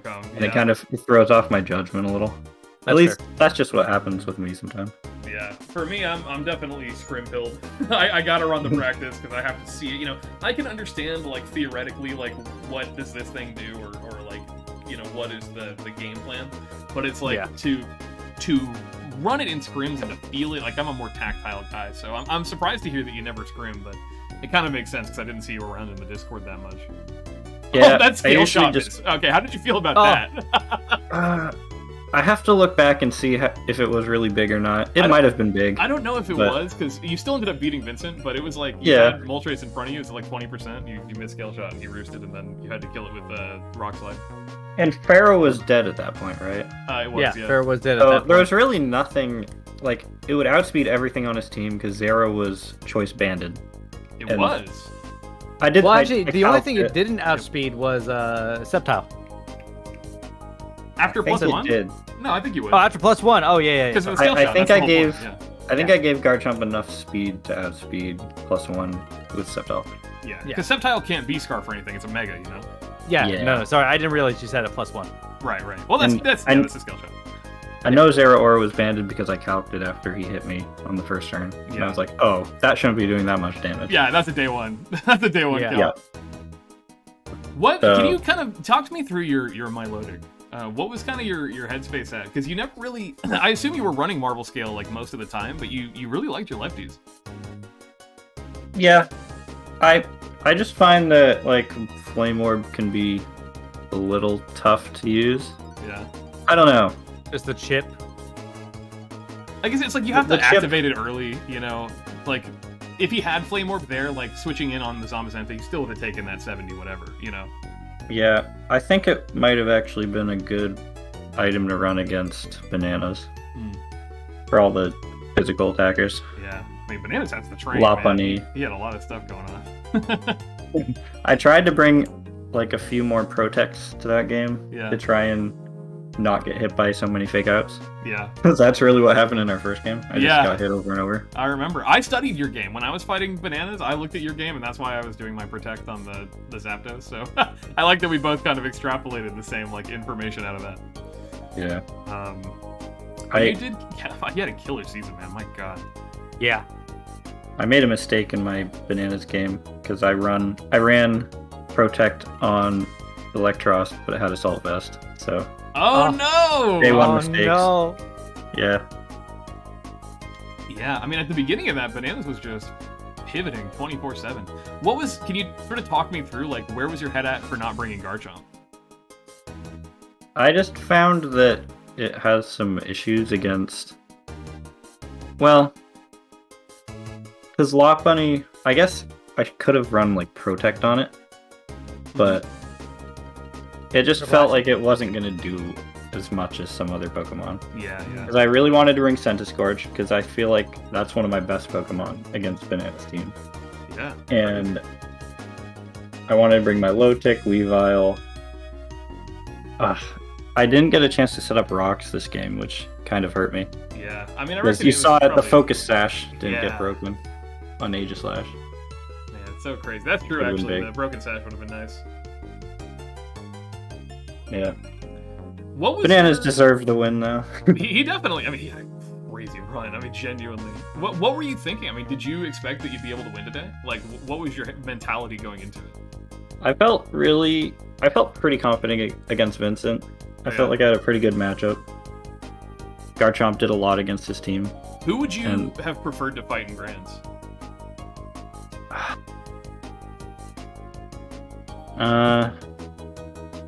Probably Claire. Oh yeah. I don't know though. Like either way, I'm not great at rematches. Yeah, the rematch is hard, man. I was saying, you know. Yeah. But Diamond League top 3. That's I know, right? Dude, We repped it our I was sad. I didn't get to join you all. Poor Vincent, man. He had to hold it down for Europe, hold it down for Pearl. I mean, he was a loner out there. The Americans taking it home this season. Yeah, dude, rest in peace, Platt. We got fucking ruined. Yeah, Platt you looked were like out the most stacked round division one at the start. Yeah. For the most part, right? No, round 2. No, we were round 2 because we got 2 round buys even. But all 4 of us got into round 2. So like me and Nihilus won our first week in playoffs, and so literally we had 4 Platts in top 8. Pearl, that's what it is. Pearl just like dropped out immediately. Yeah, Pearl got completely ruined in the round 1, except for Claire. Except for Claire. Claire was Diamond. Oh shoot! Wait, who did anyone not? Actually, no. I think you're right. I think Pearl completely everyone lost except for Vincent. Yeah, and he only had a bye. Yeah, wow, crazy. Do you feel like camaraderie with your Diamond brethren? I think so. You think so? Do you think that it was like more of a team game this time around as opposed to like Crown and Armor? More of a Like, I don't know, could you even tell me who was in your division before this? Like, in terms of, like, on the crown and armor? Like, you were crown, weren't you? I can't remember. Yeah, that's what I'm saying. But I think you'll remember you were diamond forever. I feel like having 3 divisions made it more like, feel like you're part of a group. I don't know. Yeah. Than just the 1 versus 1. I did not feel a lot of camaraderie with my platinum friends, I'll be honest. it was pretty cutthroat. But, you know, I'm glad Diamond was, like, the friendship division. Pearl was also so intense, and, like... Pearl was insane. Pearl were at each other's throat. Yeah, man. What did you think of the Dippies? Was there any Dippy that you didn't expect to go where it did? I thought Cabral might win the upset against me. The upset... Dude, yeah. The upset was... How close was that? And there was another one, too. I can't remember the other Dom upset. with the low roll on Salland. I will tell you something. Who did Dom beat? Dom beat... Well, Dom didn't get an upset. He almost beat IDM, though. He got missed, worse luck though. nominated, yeah. He got worse luck, Okay. yeah. There were 2 ones that I thought might win the upset. So I don't Doodle think beat either Aurora. were That gonna- was like the other one. Yes, I think that's the one I voted for. Yeah. Yeah, that was a big Because that one was crazy. That one was crazy. I will tell you, that did originally, on the first round of votes, that one was at a 3-way tie. What was the tie? Who was it between? It was between Doodled over Aurora, Chemith over IDM, and Cabral over Scoots. Wait, were there tiebreaker votes? There was a tiebreaker vote. We did it all covert. It was all, you know, under the table type shit. But I did get a blind third party who did have some knowledge of the drafts to go through and vote on the relevant questions. Yeah. It did break the ties. So that was how we resolved it. There's probably a more elegant way to do that in the future. But I guess I just didn't expect there to be 3-way ties. There was more than one. How many 3-way ties were there? There were 2. There were 2 different 3-way ties. Oh my gosh. I believe Worst Luck also 3-way tied. Wow. Nice. So then that was between Aurora like, the big ones then for everyone. It was the 3-way tie. I don't want to spill about the Worst Luck one because it was weird, but you know. Okay. I've already said too much. You've already gotten the sensitive information out of me. But it was very close. So. But yeah, man, you should be very proud of your performance. Thank you for holding it down and repping Double Dip, you know, to the very end. You did your best to, you know, keep it in the family. But unfortunately, man, the second win just barely evades. But that's your 3rd grand finals, right? Yes. You're fucking goated, man. Wow. I wanted to join IDM in the 2-win club today. Though. I know. I thought you would, genuinely. Yeah. Yeah. Yeah. I did find that Superior is not as good as I thought it was. Without Hidden Power. Yeah. Hidden Power definitely carries. Yeah. What did you think of the rule set? Was there anything you would have changed about like tiering or complex or, you know, because I know Natdex is a little unfamiliar, at least to me right now, given that I've been playing like Gen A Galar decks this whole time. So what did you have any input on like how it all shaked out?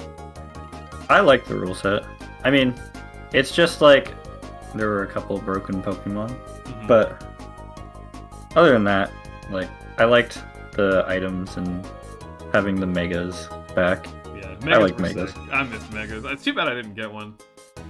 Did you have anything that got sniped from you that you remember got sniped? I wanted Bronzong for like kind of a reliable stealth rock and hazard setter. Levitator, you know, it's a good one. Yeah, Levitator. But I got Stack Attack instead, which ended up putting up work in the second half of the season. Listen, put in a don't say another word. It speaks for itself. It does. Yeah. It speaks for itself. That was the nickname of it against Aurora, and it really kind of went ham. Well, you did a great job, dude. Is there any other shout-outs or you know, things you'd like to say before we get Bananas in? Nothing particular. I just really like playing in Double Dip. It's always fun. And I appreciate it. Draft is definitely one of my favorite ways to play Pokemon. So. Well, thank you. I love it. I appreciate that you play with us every season, you know. And thank you for Cabral for repping Leafeon this season. Yeah. Doing some good work with it. Was way better than I thought it would be, by the way. Yeah, it seemed cracked. It's good, especially under Sun. Yeah. All right, man. Well, Bananas, whenever you're ready, we're in the Double Dip server. I need you to join the general voice chat, and we'll drag you into the match chat so that we can commence to your interview. As far as things are concerned with you, Scoots, thank you so much for joining us. Congrats on second place. We're going to see you in the next season? Thank you. Thank you for hosting. Yeah, of course. Are we going to see you next season? Yeah. I'll be Oh, yeah. That's what we like to hear. All right, take it easy, man. Thank you for joining us. Yeah. Bananas, welcome! Dude, you did it! Congratulations! What a run! Holy cow. Hello. It's okay. He's very thoughtful. He's taken a moment to. We scared him. I'm sorry, but we'll do it. We'll do it a little quiet. Oh, congratulations, bananas! Did it. Good job, buddy. You killed it, man. I assume that your microphone is out, so we'll sort of kick our feet a little bit and wait for you to get where you're going. Exactly. So then, I know we're probably going to talk about this after all the interviews, but while we wait, when do you expect the next season? I would expect the next season to be probably in the summer of next year that we've started. Gotcha. Goodbye, Bananas. He's gone. He's dead, Jim. He's dead, Jim. We'll let him do his thing. We'll try we'll let him do his in thing. just a second. So, summer, you said? Yeah, probably summer. I'm not making any hard guarantees. As I'm sure you are well aware, we have some other projects that have kind of languished because of the work we've been putting into Double Dip. So now that we're on the other side of that, we want to get more work done on those, and so splitting my attention between those different things is kind of like it's tough. It's tough to keep tabs on everything. It's tough to be a Spood. It is tough to be a Spood, I'm telling you. Yeah. But I would expect, and then, you know what, I want to play Minecraft again. Oh, Minecraft's fun. When to rock? They added trains, bro, to create mod. You don't understand. I know. Oh, I do want to get back into that. We'll have to do that at some point. There's so many other things going on. We're just busy. Why is it that we just choose to make ourselves busy? We don't have to do this stuff. I know, and yet we do. Sorry, yeah, Banana's having a little bit of technical difficulty with his microphone. Okay, he's ready to go. Let me do it again. All right, Hello? all good? Hello. Sorry. Congratulations! We're gonna start over. You did it! Yeah! Yeah! Let's go. Let's go. First ever season and instantly just getting first. What's it like? How'd you like Double Dip? Oh, I loved it. It's been so much fun. I mean, I watched it a good bit last season, helping Nihilus out. Yeah. And was like a little bit like, oh man, I want to compete so bad. And then so I like had notifications on for when signups went up whenever they would go up. Nihilus texted me as soon as he saw that they were up and was like, get in there, and I was like, I already did, but thanks. I loved it, man. So it's been a great time. That's sick. Before we continue, I gotta ask, man, do you have a preferred Pokemon song from any of the mainline or spin-off games we can put on for your interview? Let's go with Verdant Turf Town. Yes, oh, sir. Okay. solid song, genuinely. All right, now you ask him some questions while I get that set up. So is this your first time actually like doing a draft league of this sort, or have you had like competitive Pokemon in your past before? For those who don't know. This is my first time ever competing in a draft league. I've been watching draft leagues ever since like the first UCL, however many years ago that was. Which is ancient. Yeah, that's like old school. Yeah, and then like GBA and WBE since then, but have never competed in one. And like coaching Nihilus last year was like my first interaction with a draft. Yeah. But I do play poker, and I've never really entered like any singles tournaments, but I play Pokemon all the time, and I've just got like that. Half of my brain is just Pokemon knowledge and nothing else. Yeah. Did you have any sort of preemptive thoughts? Like you said, you've been watching everything for a long time with Double Dip and all that. When you heard Napdex, were there Pokemon that stood out to you that you wanted? Obviously, you grabbed my team representative. Megalopony was the first. Because I saw that Megas were back, and the generation that I played the most of and felt the best in was Gen 6.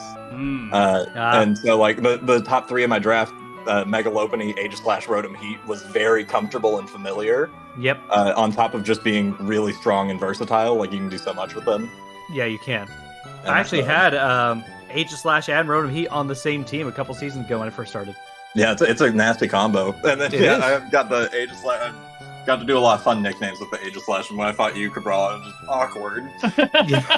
Yeah, you showed up to the party wearing the same thing. You can't be doing that. Yeah, exactly. We had to go change in the car. I'm curious, actually. So I assume, based on what you said, I don't think you've played too much Nat decks, like on ladder. Is that fair to say? No, I literally never touched Nat decks. I'm curious, how does Mega Lopunny feel after its, obviously indirect buffs, right? Getting like Scrappy having the Intimidate block and stuff. Yeah, tell me about that. Scrappy and Close Combat and Triple Axle are nuts. Oh, I forgot about Triple Axle.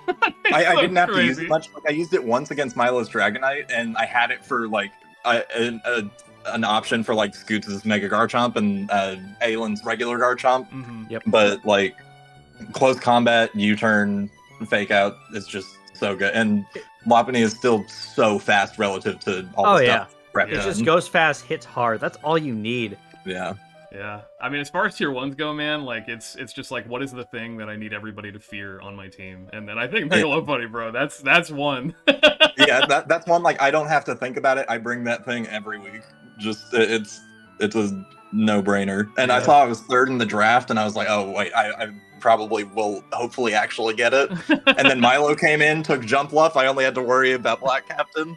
Yo, let's go. Yeah, I was popping off for all different reasons. That's so sick, man.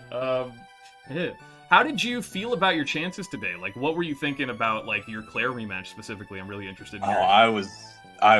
From the, like, few minutes after I was like trying to desalt after I lost to Claire, because I should have clicked Fake Out on the Buzzwole before I returned, and that one was tragic. It wasn't one regardless, but like I took myself out of it with that. Yeah. And so my brain was going from just like 5 minutes after that. I was already like building a rematch team. I didn't even know if we would end up fighting again. Yeah, I mean, you had to build 2 rematch teams anyways. Yeah, the one against Goose actually was a lot easier because he didn't end up bringing any of his, like, or so much of his, like, top draft. He brought a lot of his lower mid stuff. Yeah. Like, didn't see Superior or Garchomp either time, didn't see Florges. And so, with Scoots, I felt comfortable bringing the same 6 and just changing the sets around on those 6. But Claire, I needed to change the Skuntank a little bit because it got dumped on by that Cafagragus Poltegeist set. And then wanted to bring in a couple others. Like this Ariados right here, I wanted Claire to lead Deancy and then protect, because she's been doing that a lot with Mega Deancy, to like just scout out like if I go for Smart Strike, which Ariados gets, and Oko's Deancy. And so I was gonna click Agility on the Protect, and then and then Smart Strike and kill the Deancy, and then if she swaps Steelix, I was gonna use Infestation, so I got guaranteed Sticky Webs. Oh my god! I was deep.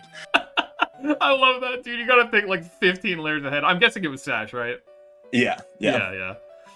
No, I was not a believer in the Ariados, but personally I did not know it got Smart Strike. That's kind of bonkers. Yeah. It was another one of those, like, I was looking down, I noticed it when I was building for Spood, and I was looking at Toxic Thread. It was down there right next to it. Yeah. Like S in the lower end moves. I was like, oh, wait a second. Yeah, man. There's a lot of moves that, like, some things get that they shouldn't get. Yeah, and with Nat decks, like, all of those, like, Snatch. Oh, yeah. God, don't remind me. Having, like, flashbacks, man. What? Okay, so hold on. I am curious. I wasn't able to run the calc because we were doing the stream. Mm-hmm. Did a Technician boosted Bullet Punch kill your Whimsicott there? If he had it? If he had double protected with the toxic damage, yes. Oh, dude. But it had to be a double protect with the toxic. The stream was like super dying, so I don't know if anybody heard this. I was freaking out. I was like, yeah, dude, Cody your Draco like, Meteor miss was like... Yeah, Cody was just screaming. Like, I could see the headline in the tragic Double Dip newspaper. Yeah. I loved it, man. That was crazy. Well, it was good job. Insane. Genuinely, Thank like, you. What a sick run. You really, I mean, you kind of exposed the whole league, to be honest. I mean, every single one of these matches, especially in the playoffs, was so hard fought. Yeah. Wow. Hey, you know what's fun though is like next season you can come back. You've already won it all. You came and won everything. You could just make a meme team next season. Yeah, you can now take your feet up and be like, "Hey, look at me!" Exactly. Yeah. I'm like vibe it out depending on my pick in the draft. Yeah. If I get sniped for my first pick, just go. Don't get sniped for your jump left. Not again. Was there anything that you really wanted that got sniped? I wanted Gastrodon over Quag, but I know Gastrodon is a popular one. Yeah, it is. So I wasn't holding out super hard. So was glad that I got Quagsire as a replacement. I was debating Drapion over Skuntank, but ended up not having to. I settled on Skuntank, and then Drapion got drafted before I would have had the chance anyway. So it kind of affirmed that decision, and I'm so glad. Breakfast was an MVP. Dude, she went crazy, honestly. She went so hard. Oh my goodness. Yeah, Aftermath Rocky Helmet is so good. It's too much. Yeah. And with Sucker Punch, you can just get so much chip on something. Yeah. I'll say I was scared of that hot pink bitch. I was not a fan. Well, shit, man. Congratulations. Well earned, well deserved. I'm super duper impressed with your run. I knew you were a gamer, man. But holy cow, you got it. I have not bought the trophies yet, but I will be soon. I will ship you your trophy. Hopefully within the next couple of months. So be ready for that. Awesome. And fuck, man. In the meantime, I guess actually last thing. I don't know if you voted or saw, but what was did you have any opinions about the Dippies? Did things go? I forgot to vote in the Dippies because I was so I was like, oh, I gotta team build before anything, and then was having trouble doing that, and just was busy and being scared to team build. Right. Yeah. But loved seeing Nihilus get best comeback. Yeah. That one was awesome. But I did enjoy the worst luck category as a whole. I didn't watch all of the instances of the bad lucks, but just getting to see the replay of them, it was brutal. It was insane. I was doing the long con with the psychology of it because I wanted people to basically when you were doing or when we were running the most heat set, it was I wanted you to see the opponent doing it, so I was always on the side against it so that you could kind of visualize it better. But I thought it might be better for the empaths out there to put you in the shoes of worse luck. Which I feel crazy like on the 2-3-way ties. Still, I'm caught up on that. That's insane. Yeah, I know. Crazy. We needed some tiebreakers, man. Mm-hmm. But remember, next season you got to vote on Dippies, people. Yeah, don't forget, man. The most important thing you can do as an American is vote. You gotta do it. True. All right. Well, I think that just about gets us where we're going, man. If you have any shout-outs, I actually have one last question, or it doesn't. So Cabral will take it from here. You're coming back next season, right? Oh, absolutely. All right. There we go. No, done. That's it. I'll sign up even faster. Yeah. I'm looking forward to it, man. Hell yeah. Thanks Me again too. for playing with us. Genuinely super appreciate it. Thanks to you guys for running this, putting it all together, and playing it. It's been a blast. Thank you, man. I genuinely appreciate that so much. Thank you all for hanging out. Thanks again to our production team who totally killed it. Thank you to everybody who watched. Thank you to Nihilus for the restream and for your support kind of becoming the mainstream when we were on the fritz, so thank you for that. I love you all. Thank you. That's Double Dip Draft Season 6. Good night, everybody. Yeah. Good night. We'll see you next season.